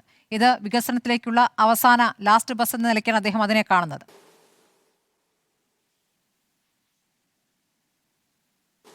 എൻ്റെ മാന്യ സുഹൃത്ത് പറഞ്ഞതുപോലെ കേരളത്തിൽ വികസന വിരുദ്ധ നിലപാട് ഒരിക്കലും LDF സ്വീകരിച്ചിട്ടില്ല, സ്വീകരിക്കുകയുമില്ല. അങ്ങനെയായിരുന്നുവെങ്കിൽ UDF സർക്കാർ കേരളത്തിൻ്റെ താല്പര്യത്തെ ഹനിക്കും വിധത്തിൽ അദാനിയുമായി കരാറുണ്ടാക്കിയപ്പോൾ അതിനെ എതിർക്കുമായിരുന്നു. അതിനെ എതിർത്തുകൊണ്ട് തുറമുഖത്തിൻ്റെ നിർമ്മാണ പ്രവർത്തനങ്ങളെ തടസ്സപ്പെടുത്തുമായിരുന്നു. അങ്ങേക്ക് ഓർമ്മയുണ്ടാവും, അദാനി പോർട്ട് കരാറിലെ വ്യവസ്ഥകളോട് വിയോജിപ്പുണ്ടായിട്ടും മനുഷ്യച്ചങ്ങലയിൽ ഉയർത്തിയ മുദ്രാവാക്യം തുറമുഖത്തിൻ്റെ നിർമ്മാണം നടത്തണം, എന്നാൽ ഇതിലെ വ്യവസ്ഥകൾ 2035 മാത്രം സംസ്ഥാനത്തിന് വരുമാനമുണ്ടാക്കുന്ന വിധത്തിലുള്ള കരാർ, അത് അങ്ങേയറ്റം തെറ്റാണ്. ഇതാണ് വികസനത്തോടുള്ള ഞങ്ങളുടെ സമീപനം. തുരങ്കപാത പോലും കേരളത്തിൽ പണിയാൻ വേണ്ടി നടപടി സ്വീകരിച്ച LDF വികസന വിരുദ്ധ സമീപനം സ്വീകരിക്കില്ല. അതിവേഗ റെയിലിനു വേണ്ടി വളരെയേറെ പണിപ്പെട്ട് കാര്യങ്ങൾ നീക്കിയ LDF ഒരിക്കലും എതിരാവില്ല. ഇനി MSCയോ അദാനിയോ എന്നതല്ല നമ്മുടെ പ്രശ്നം. നമ്മുടെ പ്രശ്നം എന്താ? സംസ്ഥാനത്തിൻ്റെ ഉത്തമ താല്പര്യം സംരക്ഷിക്കണം. ഈ കരാറിലെ വ്യവസ്ഥയാണ് 531. അത് മുൻകൂർ അനുമതി വാങ്ങണമെന്നാണ്. അത് വാങ്ങിയില്ല, അത് തെറ്റാണ്. അങ്ങ് പറഞ്ഞതുപോലെ 13%. എൻ്റെ കയ്യിലുള്ളത് അദാനിയുടെ സെബിക്ക് അയച്ച കത്തിൻ്റെ കോപ്പിയാണ്. അതിൽ പറയുന്നു 49% ഓഫ് ഷെയർ ഇൻ വിഴിഞ്ഞം പോർട്ട് എന്ന് പറഞ്ഞിട്ടാണ് കൊടുക്കുന്നത്. അപ്പം 49% യഥാർത്ഥത്തിൽ കൊടുക്കുന്നത്. അത് ഈ കരാറിലെ 25% കൂടുതലാണ്. 25%മോ അതിൽ കൂടുതലോ. അങ്ങ് ചൂണ്ടിക്കാണിച്ച വ്യവസ്ഥ ഞാൻ കണ്ടു എഗ്രിമെന്റിൽ. പക്ഷേ 5.3.2 പറയുന്ന കാര്യം, notwithstanding anything to the contrary contained in this agreement. എന്തെങ്കിലും ഈ എഗ്രിമെന്റിലെ വിവിധ വ്യവസ്ഥകളിൽ ഈ 5.3 വിരുദ്ധമായത് വന്നിട്ടുണ്ടെങ്കിൽ, എന്നിട്ട് പറയുകയാണ് 5.3 ആയിരിക്കും അത് പ്രിവെയിൽ ചെയ്യുക. ഇത് മാത്രമേ ഞാൻ പറഞ്ഞിട്ടുള്ളൂ. അപ്പൊ പ്രയർ സാങ്ഷൻ വാങ്ങണം. ഒരു ഉടമയോട് വേറെയൊന്നും വേണ്ട, നാട്ടുമ്പുറത്ത് ഒരു കാര്യം പറയാം. ഒരു ഉടമയോട്, എൻ്റെ വീടാണ് ഞാനിപ്പോൾ ഇവിടെ സംസാരിക്കുന്ന സ്ഥലം, എൻ്റെ ഉടമസ്ഥതയുടെ വീട്ടിൽ ഞാൻ ഒരാൾക്ക് വാടക കൊടുത്തത്, ഇതിൻ്റെ മുകളിൽ താമസിക്കുമ്പോൾ അയാൾ വാടക തരാതെ വേറൊരാൾക്ക് വിറ്റാൽ എങ്ങനെയിരിക്കും? അതേ ചൂണ്ടിക്കാണിച്ചിട്ടുള്ളൂ. ഇവിടെ ആ ഓഹരി MSCക്ക് കൊടുക്കുന്നതിന് മുമ്പ് സംസ്ഥാന സർക്കാരിന്റെ അനുമതി വാങ്ങണമായിരുന്നു. വാങ്ങിയില്ല. അത് നിയമവിരുദ്ധമാണ്. അതിന്മേൽ നടപടി സ്വീകരിക്കണം. പിന്നെ നേരത്തെ രാജു P. നായർ പറഞ്ഞത് പ്രകാരം കാലത്ത് തുടങ്ങിയതാണ്. അതിലേക്ക് വരുന്ന മുമ്പ് ശ്രീ ജയരാജൻ, ഈ 49% 13.75% എന്നാണ് ശ്രീ ഇലിയാസ് ജോൺ പറയുന്നത്. അതായത് പോർട്ടിന്റെ അല്ല, നടത്തിപ്പ് കമ്പനിയുടെ ഓഹരിയാണ്. അപ്പോൾ ഈ 49 എന്നല്ല വരിക, 13.79 മാത്രമേ വരുന്നുള്ളൂ. ഞാനിവിടെ കോട്ട് ചെയ്തത് അദാനിയുടെ തന്നെ സെബിക്ക് അയച്ച കത്തിന്റെ പകർപ്പാണ്. പരിശോധിക്കട്ടെ. എന്റെ സാമാന്യമായിട്ടുള്ള അല്ലല്ല, ഇനി അദ്ദേഹത്തോട് പറയാൻ, അദ്ദേഹത്തോട് ഒരു മിനിറ്റ് നിൽക്കാൻ പറയാം. ഞങ്ങൾ ഇത്രയും കേട്ടില്ലേ? ഞാൻ പറയുന്ന പോയിന്റ്, സാമാന്യമായി ഒരു വീട്ടിൽ താമസിക്കുന്നയാള് മേലെയുള്ള ഭാഗം മറ്റൊരാൾക്ക് ഒരു എഗ്രിമെന്റിലൂടെ കൊടുത്താൽ വിൽക്കാനുള്ള അവകാശം ഞാൻ അറിയാതെ അദ്ദേഹത്തിനില്ല. ഇനി 2015 കരാറിൽ അങ്ങനെ ഉണ്ടെങ്കിൽ തന്നെ ഒരിക്കലും പാടില്ലല്ലോ. ആരാ ഉടമ തുറമുഖത്തിന്റെ?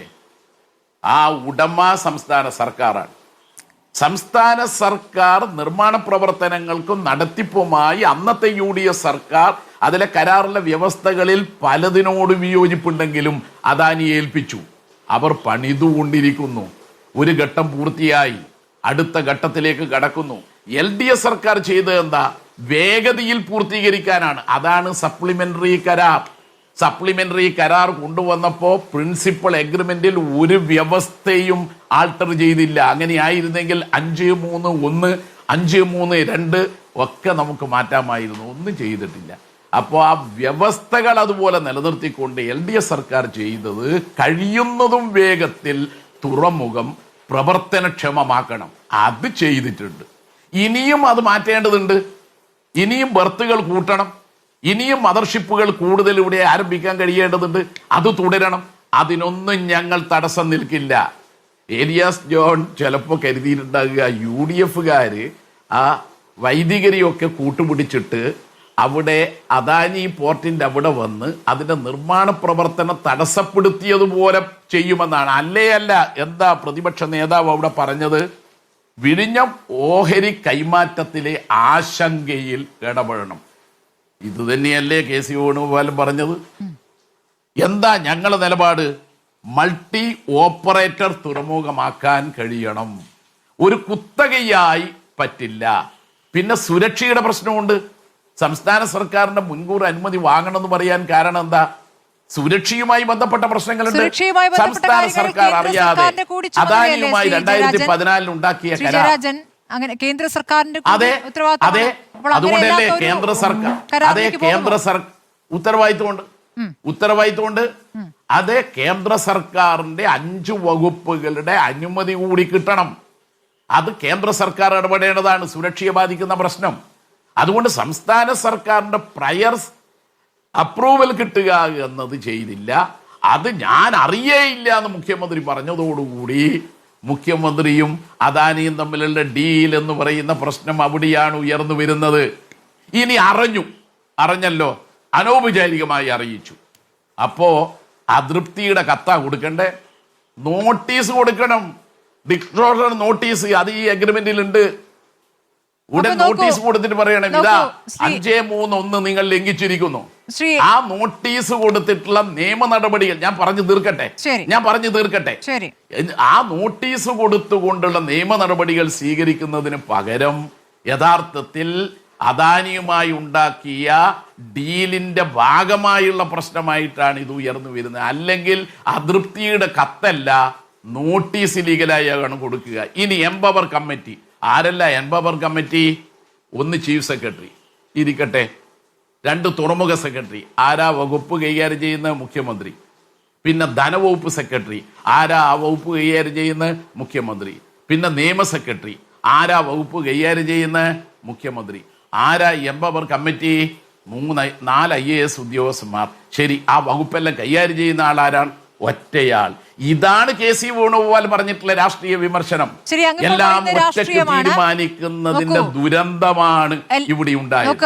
ഏതൊക്കെ വകുപ്പുകൾ ഇപ്പോൾ കഴിഞ്ഞ സർക്കാരിന്റെ കാലത്ത് പിണറായി വിജയൻ ഏതൊക്കെ വകുപ്പുകൾ കൈകാര്യം ചെയ്തെന്ന് നമ്മുടെ മുന്നിലുണ്ട്. അപ്പോൾ അദ്ദേഹം കൈകാര്യം ചെയ്യുന്ന വകുപ്പുകൾ, അത്രയും വകുപ്പുകൾ അദ്ദേഹം കൈകാര്യം ചെയ്യേണ്ടതില്ല. ഏത് വകുപ്പാണ് മുഖ്യമന്ത്രി സ്വീകരിക്കേണ്ടത് എന്ന രൂപത്തിൽ പറയാൻ പറ്റുമോ എന്നൊരു സംശയം അവിടെ നിൽക്കുന്നു.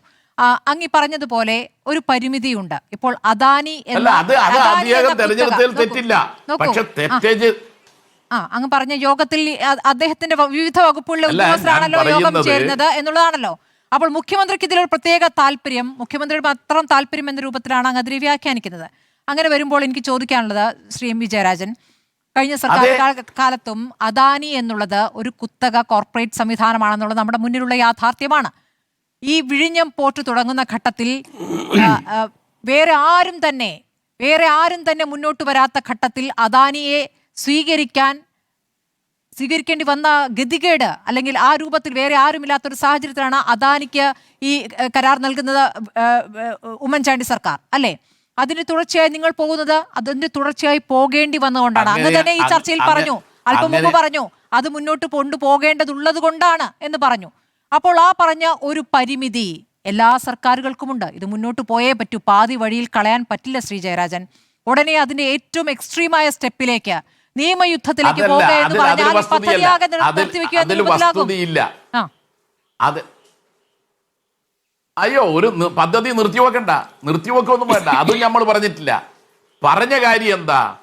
കരാറിലെ വ്യവസ്ഥ ലംഘിച്ചിരിക്കുന്നു അദാനി. എന്നിട്ടോ അതൃപ്തിയുടെ നോട്ടീസ് ആർക്ക്? അദാനിക്ക്. എന്നാ പിന്നെ നിയമപരമായിട്ടുള്ള നോട്ടീസ് ആർക്കാ കൊടുക്കുക? അപ്പൊ MSCക്കാ? ഇവിടെയാണ് പ്രശ്നം. ഇത് രാഷ്ട്രീയമല്ല, നിയമപരമാണ്. ഇനി അദാനി മാത്രമേ ഉണ്ടായിരുന്നു എന്ന് അങ്ങനെ ഉറപ്പിച്ചു പറയല്ല സ്മൃതി. ഇവിടെ വിഴിഞ്ഞം തുറമുഖം പ്രകൃതിദത്തമായ ഒരുപാട് സവിശേഷതയുള്ള തുറമുഖമായതുകൊണ്ട് തന്നെ ഇവിടത്തേക്ക് പല വിദേശ കമ്പനികളും വരാൻ തയ്യാറായിരുന്നു. ചൈനീസ് കമ്പനി പക്ഷേ വന്നു അല്ലേ? എ. കെ. ആന്റണി അന്ന് കേന്ദ്രത്തിൽ മന്ത്രിയായ സമയത്ത് തടഞ്ഞു. ചൈനീസ് കമ്പനി അന്ന് ആഗോള ടെൻഡർ ആയിരുന്നു VS-ന്റെ കാലത്ത്. അതെ, അപ്പോ അതും നിങ്ങള് സുരക്ഷയുടെ അദാനി കാര്യം മാത്രമേ പറഞ്ഞായിരുന്നു. ഉള്ളൂ എന്ന് പറഞ്ഞേക്കല്ല. സുരക്ഷയുടെ കാര്യം പറഞ്ഞായിരുന്നു അല്ലേ? അതെ, ജയരാജന് കുറച്ച് സൗകര്യം ചെയ്തു കൊടുക്കുകയെന്ന്. നിങ്ങൾ ഇപ്പോ എല്ലാം കൂടി അദാനി മാത്രമേ ഉള്ളൂ എന്ന് പറഞ്ഞിട്ട് അതിശയോക്തിപരമായി തുറമുഖ മേഖലയിൽ ഒറ്റയാളേ ഉള്ളൂ എന്ന് പറയല്ല. ഇപ്പൊ MSC മാത്രമേ ഉള്ളൂ എന്ന് പറഞ്ഞിട്ട് പറയല്ല. അതിനെ തുറന്നാണ് അവർക്ക് ഇവിടെ ലഹരി വസ്തുക്കൾ കടത്താനൊക്കെ കഴിയുന്ന സൗകര്യം ഉണ്ടാവുന്നത്. ഇവിടെ ഇപ്പൊ യഥാർത്ഥത്തിൽ ഒരു 5000 കോടി രൂപയുടെ ഒരു പദ്ധതി വിദേശ കമ്പനിയെക്കാളും രാജ്യത്തെ ഒരു കമ്പനി എന്നൊരു പരിഗണന നൽകി. ഞാൻ ഇതൊന്ന് പറഞ്ഞു കഴിയട്ടെ. ഞാൻ ഇതൊന്ന് പറയട്ടെ. യഥാർത്ഥത്തിൽ ഇപ്പോൾ അവിടെ ഒരു 5 പദ്ധതികൾ കൊടുത്തത് നിങ്ങൾ ഇപ്പൊ പറഞ്ഞതുപോലെയുള്ള നാട്ടിലെ കമ്പനികൾക്കാണ്. അതിൻ്റെയൊക്കെ ഭാവി എന്തായിരിക്കും പറയാൻ കഴിയോ? അതുകൊണ്ട് വിദേശ കമ്പനി ആയാലും സ്വദേശ കമ്പനി ആയാലും സ്വകാര്യ നിക്ഷേപം വേണ്ടി വരും. സ്വകാര്യ വൽക്കരണത്തോട് നമുക്ക് യോജിപ്പില്ല. ഇവിടെ ഇപ്പോൾ ഉണ്ടായിട്ടുള്ള പ്രശ്നം, ഞാനൊന്നും അറിയാതെയാണ് അദാനി ഈ MSC കമ്പനിക്ക് ഓഹരി വിറ്റത് എന്ന് മുഖ്യമന്ത്രി നിയമസഭയിൽ പറഞ്ഞത് കാപട്യമാണ്, കളവാണ് എന്നതാണ് ഞാൻ പറഞ്ഞ കാര്യം. അത് വസ്തുതയാണ് എന്ന് തിരിച്ചറിഞ്ഞാൽ അദ്ദേഹം ചെയ്യേണ്ടത് അതൃപ്തിയുടെ കത്തല്ല, ലീഗൽ നോട്ടീസാണ്. പദ്ധതി നിർത്താനൊന്നും പറയണ്ട. പദ്ധതി നിർത്തണമെങ്കിലല്ലേ നമ്മൾ മറ്റൊരു രീതിയിലേക്ക് പോകുന്നത്. പദ്ധതി നിർത്താൻ പറയണ്ട. പക്ഷേ അദാനിയെ തൊടാൻ പോലും എന്താ വിഷമം? അവിടെയാണ് ഡീലിന്റെ പ്രശ്നം ഉയർന്നു വരുന്നത്. ശരി, ഞാൻ തിരിച്ചെത്താം ഇടവേളയ്ക്ക് ശേഷം. ശ്രീ രാജു പി നായർ, ഇത് കഴിഞ്ഞ UPA സർക്കാർ മുതൽ കോൺഗ്രസ് സർക്കാരുകൾക്കെതിരെയുള്ള വിമർശനമാണ് ഇപ്പോൾ എം വി ജയരാജൻ നടത്തിയിരിക്കുന്നത്. ഇവിടെ അദാനി മാത്രമല്ല വന്നിരുന്നത്, ചൈനീസ് കമ്പനിയും വന്നിരുന്നു. അപ്പോൾ അത് വേണ്ടെന്ന് വെച്ചത് അന്നത്തെ UPA സർക്കാരാണ്. അന്നു മുതൽ തുടങ്ങുന്നതാണ് അദാനിക്ക് കൊടുക്കേണ്ടി വന്ന നിർബന്ധിതമായ സാഹചര്യം. അല്ല, അത് ചരിത്രമൊക്കെ എല്ലാവർക്കും അറിയാവുന്നതാണ്. CPM-നെ സംബന്ധിച്ചോളം ചൈനീസ് കമ്പനിയോട് വലിയ താല്പര്യമുണ്ടാവും. പക്ഷേ ഇന്ത്യയെ സംബന്ധിച്ചോളം അന്നത്തെ UPA ഗവൺമെന്റിനും ചൈനീസ് കമ്പനി ഏറ്റവും തന്ത്രപ്രധാനമായ ഒരു പോർട്ടിലേക്ക് വരുന്നത് ദേശീയ സുരക്ഷയുടെ വിഷയമാണെന്നുള്ളത് തീർച്ചയായിട്ടും ഉണ്ടായിരുന്നു. ഇപ്പോൾ അന്ന് ഈ ചൈനീസ് കമ്പനി ആണെങ്കിൽ അവർ ഇത്തരത്തിലുള്ള ഓഹരി വിറ്റാൽ എന്ത് ചെയ്യും? അപ്പൊ അതൊക്കെ സംബന്ധിച്ച് ഞങ്ങൾക്ക് വ്യക്തമായ ധാരണ. അതൊന്നും സത്യം പറഞ്ഞാൽ ജനങ്ങൾക്ക് അറിയാവുന്ന കാര്യം വീണ്ടും ഒരു വാദത്തിന് വേണ്ടി ഉന്നയിച്ചിട്ട് പോലും കാര്യമില്ല. പിന്നെ അദ്ദേഹം പറഞ്ഞത് ഞങ്ങൾ സമരം ചെയ്തു.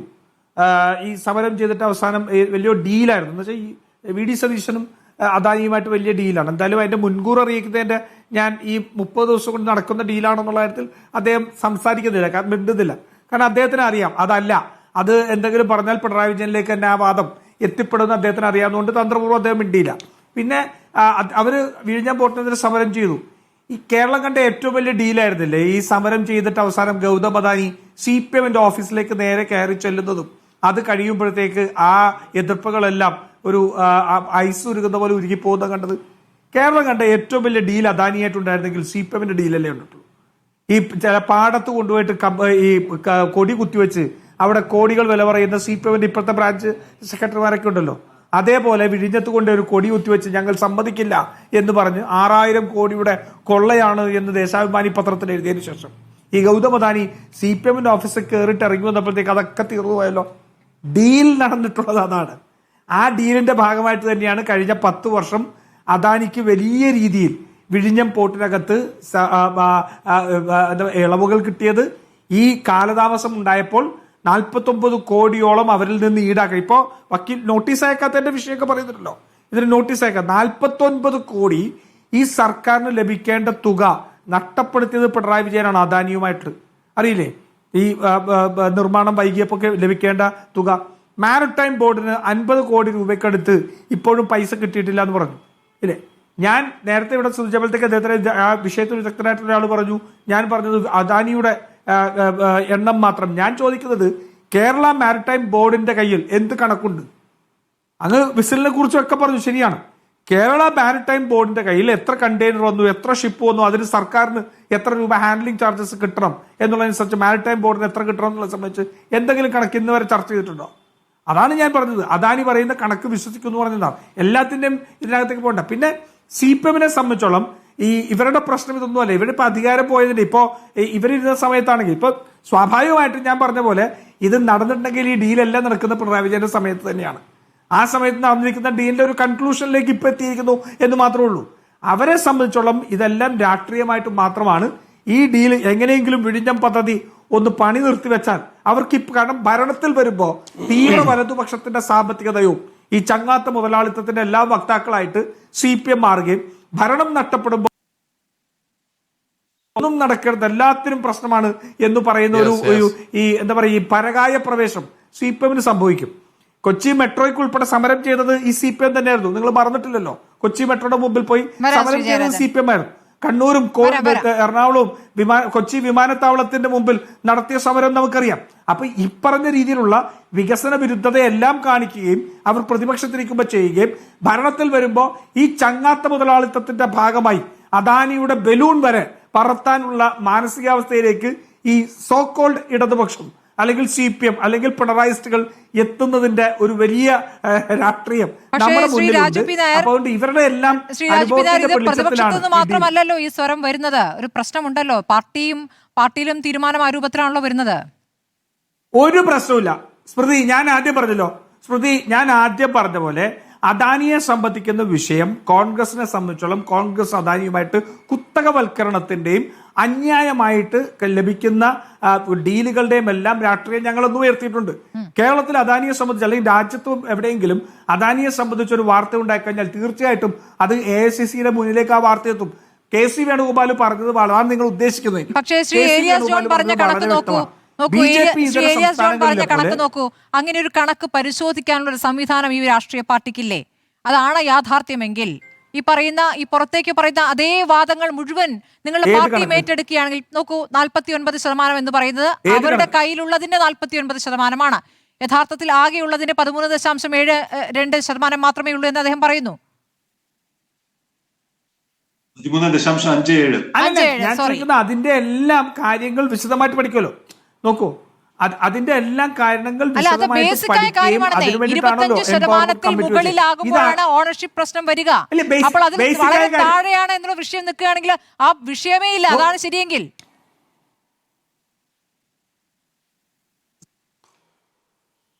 കേരളത്തിന്റെ ഈ സർക്കാരോ ഇത് സംബന്ധിച്ച് ഔദ്യോഗികമായിട്ടുള്ള ഒരു തീർപ്പ് കൽപ്പിച്ചിട്ടില്ലല്ലോ. ഇതിനെ സംബന്ധിച്ച് ഒന്നും ചെയ്തിട്ടില്ലല്ലോ. പ്രയർ ഇൻഫർമേഷൻ കിട്ടിയിരുന്നില്ല എന്നുള്ളതിനെ സംബന്ധിച്ച് പറഞ്ഞിരുന്നു. അത്തരത്തിലൊരു ഡീൽ നടപ്പാക്കുകയാണെങ്കിൽ ഈ സംസ്ഥാനത്തിന്റെ താല്പര്യങ്ങൾ, രാജ്യസുരക്ഷയുടെ താല്പര്യങ്ങൾ, സാമ്പത്തിക താല്പര്യങ്ങൾ, മോണോപ്പൊളി ഇല്ലാത്ത ഉണ്ടാവുന്ന എല്ലാവർക്കും ആക്സസ് ചെയ്യാവുന്ന ഒരു പോർട്ട് താല്പര്യം, ഇതെല്ലാം സംരക്ഷിച്ചുകൊണ്ട് നടപ്പാക്കുന്നു മാത്രമല്ലേ കേരളത്തിന്റെ മുഖ്യമന്ത്രി പറഞ്ഞത്. കേരളത്തിന്റെ മുഖ്യമന്ത്രി മറ്റൊരു വിശദാംശങ്ങളിലേക്കും പോയിട്ടില്ല. അപ്പൊ ആ വിശദാംശങ്ങൾ അത് പഠിച്ച് പറയേണ്ട സമയത്ത് വളരെ കൃത്യമായിട്ട് പറയും. ഇപ്പൊ എന്തായാലും നാളെ എനിക്ക് തോന്നുന്നു അടുത്ത മന്ത്രിസഭാ യോഗം കഴിയുമ്പോൾ ഇതുണ്ടാവല്ലോ, വാർത്താ സമ്മേളനം ഉണ്ടാവല്ലോ. അപ്പൊ ഇതിനെ സംബന്ധിച്ച് ചോദ്യങ്ങൾ വരുമല്ലോ. ഇതല്ലാതെ ഇതിനകത്ത് മറ്റൊരു പ്രശ്നം ഇപ്പോ സർക്കാരിന്റെ മുന്നിലേക്ക് വന്നിട്ടില്ല. പക്ഷേ ഇതിലൊരു പ്രശ്നമുണ്ട്. ഈ വാർത്താ സമ്മേളനത്തിന്റെ ദിവസത്തിൽ മാത്രമേ അദ്ദേഹം പറയുന്നുള്ളൂ എന്നുള്ളതാണ്. ചില കാര്യങ്ങൾ അതിനു മുന്നേ തന്നെ പറയേണ്ടി വരും. ഇത്രയും ഇപ്പോൾ കോളിൽക്കം സൃഷ്ടിച്ചു കഴിയുമ്പോൾ അതിന് വ്യക്തത വരുത്തി കഴിഞ്ഞാൽ അദ്ദേഹത്തിന് വ്യക്തത ഇല്ലാഞ്ഞിട്ടാണെന്നുള്ള ചോദ്യമുണ്ട്. അദ്ദേഹത്തിന് മാത്രം താല്പര്യമാണെന്ന് പ്രതിപക്ഷം ആവർത്തിച്ച് പറയുന്നുണ്ട്. മറുപടി വേണ്ടേ? സ്മൃതി, കേരളത്തിന്റെ മുഖ്യമന്ത്രിക്ക് എല്ലായിടത്തും മാധ്യമങ്ങളെ അന്വേഷിച്ച് നടക്കാൻ പറ്റില്ല, അല്ലെങ്കിൽ പറഞ്ഞു നടക്കാൻ പറ്റില്ല. മാധ്യമം എന്ന് പറയുന്നത് ജനങ്ങളാണ്. കേരളത്തിൽ പുനരാരംഭിച്ചിട്ടുണ്ട്. കേൾക്കൂ സ്മൃതി കേൾക്കൂ. 10 വർഷം ഇല്ലാതിരുന്ന ഒരു നടപടി ഇപ്പോൾ ഉണ്ട്. എല്ലാ ബുധനാഴ്ചയും ക്യാബിനറ്റ് മീറ്റിംഗ് കഴിഞ്ഞാൽ നിങ്ങൾക്ക് വേണ്ടത്ര സമയം നിങ്ങൾ പറയുന്ന കാര്യങ്ങൾക്കെല്ലാം അദ്ദേഹം മറുപടി പറയുന്നുണ്ട്. തീർച്ചയായിട്ടും ഡെവലപ്പിംഗ് സ്റ്റോറി കഴിയുമ്പോഴേ മറുപടി പറയേണ്ട കാര്യമുള്ളൂ. അതല്ലാതെ മുഖ്യമന്ത്രി എല്ലാ ദിവസവും പത്രക്കാരെ കണ്ട് മറുപടി പറയണമെന്ന് വെച്ചാൽ, ആരെങ്കിലും പറയുന്ന കാര്യങ്ങൾക്ക് മറുപടി പറയണമെന്ന് വെച്ചാൽ ഇല്ല. അത് ഭരണപരമായ രേഖകൾ പരിശോധിച്ച് അതിന്റെ കൃത്യമായ റിപ്പോർട്ടുകൾ എടുത്ത് മാത്രമേ ഒരു മുഖ്യമന്ത്രിക്ക് കാര്യങ്ങളിൽ വ്യക്തതയോടെ മറുപടി പറയാൻ പറ്റുള്ളൂ. അതൊന്നും വെറുതെ ഞാൻ പറഞ്ഞില്ലേ, നിങ്ങൾ ഈ എവിടെയൊക്കെയോ ഇത് പിണറായി വിജയനെതിരെ നിങ്ങൾക്ക് ഇത്തരത്തിൽ ആരോപണമില്ലായിരുന്നല്ലോ. പിണറായി വിജയൻ ഒരു ദിവസം പത്രസമ്മേളനം നടത്തുന്നു എന്ന് പറഞ്ഞാൽ നിങ്ങളെ സംബന്ധിച്ച് ഒരു ദിവസത്തെ ന്യൂസ് അല്ലേ? രാവിലെ ഒരു കാർഡ് ഇറക്കും, മുഖ്യമന്ത്രിയുടെ പത്രസമ്മേളനം 5 മണിക്ക്. പിന്നെ മുഖ്യമന്ത്രി എന്തു പറയും, എന്തിനെ കുറിച്ച് പറയും? അമേരിക്കൻ പ്രസിഡന്റ് പത്രസമ്മേളനം നടത്തിയാൽ പോലും ഇല്ലാത്ത കവറേജ് നിങ്ങൾ ഒരു ദിവസം മുഖ്യമന്ത്രി പത്രസമ്മേളനത്തിൽ കൊടുക്കുന്നത് ഞങ്ങൾ കണ്ടിട്ടുണ്ട്.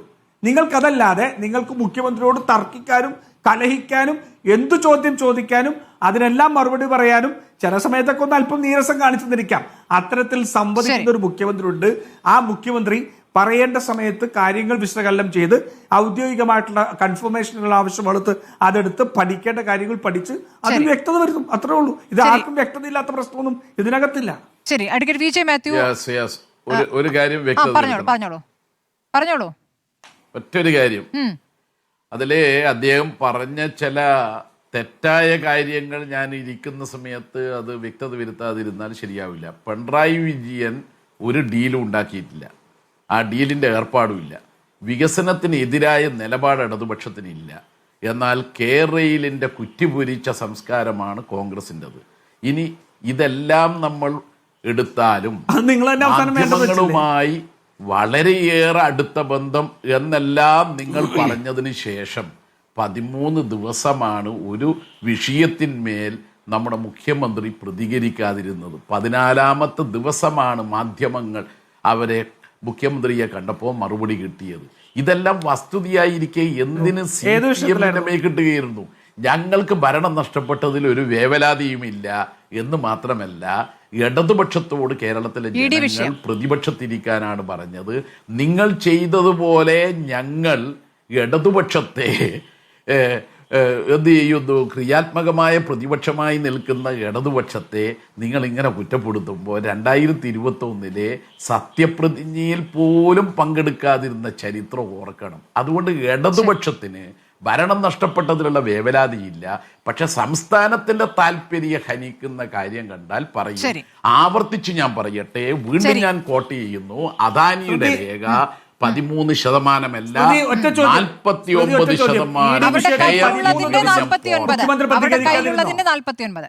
പറഞ്ഞോളൂ, എന്താണ് ശ്രീ രാജ്പി നായർ? വിഷയത്തിൽ 13 ദിവസം മുഖ്യമന്ത്രി എന്ന് പറഞ്ഞാൽ നമ്മളെ 5/2 പറഞ്ഞിട്ടുണ്ട്. ദിവസമല്ല ശ്രീ ജയരാജൻ, അങ്ങേക്ക് തെറ്റി. ചോദ്യം 12 തവണ ഉണ്ടായിരുന്നില്ല. എം പി ജയരാജൻ പറഞ്ഞത്, ശ്രീ എം പി ജയരാജൻ 12 ദിവസം 13ാം ദിവസമാണ് പ്രതികരിച്ചതെന്നാണ്. സോറി 12 ദിവസമല്ല, 12 തവണ. 12 തവണ. അതെത്ര ദിവസം വരുമോ അത് തന്നെ 12 തവണ. ഇതേ പറഞ്ഞ എന്താ? എപ്പോഴും പോകാം, അപ്പോൾ കാണാം, എന്തും ചോദിക്കാം. അപ്പോ ഇപ്പൊ ഗേറ്റ് പോലും അടച്ചു. അതുകൊണ്ട് 12 തവണ. സമയമുണ്ട് ശ്രീ ജയരാജൻ, കാണുന്നതിന് പ്രത്യേക സമയം കൊടുത്തിട്ടുണ്ട്. അതെ, അതിലിപ്പോ നമ്മൾ കാണേണ്ട ഇദ്ദേഹം പറഞ്ഞ കാര്യങ്ങളിൽ വസ്തുതാ വിരുദ്ധമായ കാര്യങ്ങൾ അത് വ്യക്തമാക്കാനാണ് ഞാൻ ഇവിടെ ഈ സമയം ഉപയോഗിച്ചത്. ഇതിന്റെ അകത്ത് നിങ്ങൾ ഈ 45-49% ഷെയർ ഇൻ വിഴിഞ്ഞം പോർട്ട് എന്ന് പറയുന്നതാണ് 5-3-2 അതിൽ 5-3-2 25% ഓഫ് വാട്ട് അത് പറഞ്ഞിട്ടില്ല. 5-3-2 സബ് ക്ലോസിൽ പറയുന്ന അതേ കാര്യമാണ് 49% ഓഫ് ഷെയർ എന്ന് പറയുന്നത്. അതുകൊണ്ട് 13% എന്ന് പറയുന്നത് ശരിയല്ല. പ്രയർ സാങ്ഷൻ വാങ്ങേണ്ടതാണ്. ഇപ്പൊ അദ്ദേഹം പറഞ്ഞത് സംസ്ഥാന സർക്കാരിനെ അറിയിച്ചാൽ മതി എന്നാണ്. അവരറിയിച്ചിട്ടുമില്ല. ഇനി മറ്റൊരു കാര്യം എന്താ? നോട്ടീസ് അയക്കുന്നതിന് പകരം ഒരു അതൃപ്തി കത്തല്ല വേണ്ട. ഇത് തന്നെയാണ് ഗവർണറോട് സ്വീകരിക്കുന്ന സമീപനവും. എന്ന് പറഞ്ഞാൽ ഡീലാണെന്ന് ഉറപ്പാണ്. BJP-യുമായുള്ള ഡീല് മറ്റൊരു ഭാഗത്ത് കോർപ്പറേറ്റുകളുമായി പറയുന്നതാരാ? KPCC ജനറൽ സെക്രട്ടറി നിയാസിനെ പോലെ 178 കോടി റുപ്യ. അതുകൂടി വ്യക്തമാക്കട്ടെ, അതുകൂടി പറഞ്ഞേക്കാം. 178 കോടി റുപ്യ. രാജു കേൾക്കൂ. 178 കോടി റുപ്യ. സമാധാനമായിട്ടിരിക്കും. ശ്രീ ജയരാജൻ 178 കോടി ഉറുപ്പിക ഒരു മിനിറ്റ് 178 കോടി ഉറുപ്പിക അദാനിയുടേത് അവിടെ ഡെപ്പോസിറ്റായി തടഞ്ഞു വെച്ചത് ഈ വക കാര്യങ്ങൾക്കാണ്. അതുകൊണ്ട് അതിന്റെ ഉത്തരവിന്റെ കോപ്പി ഇവിടെ എന്റെ കയ്യിലുണ്ട്. സമയമില്ലാത്തതുകൊണ്ട് അതുകൊണ്ട് 40 കോടി സംസ്ഥാനത്ത് കിട്ടുമോ?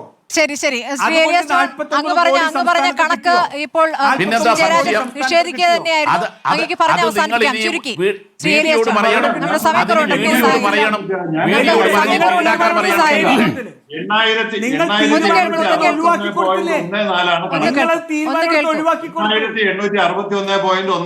Project cost.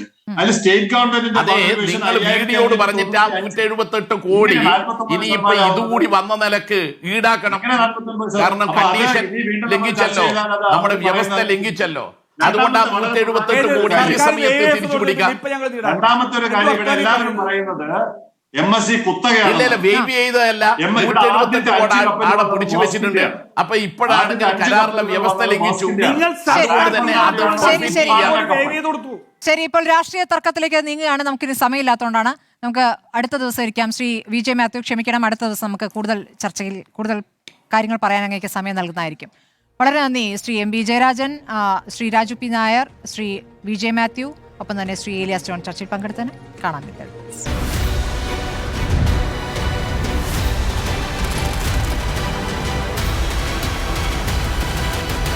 ഡിബേറ്റ് വിത്ത് സ്മൃതി പരുത്തിക്കാട്.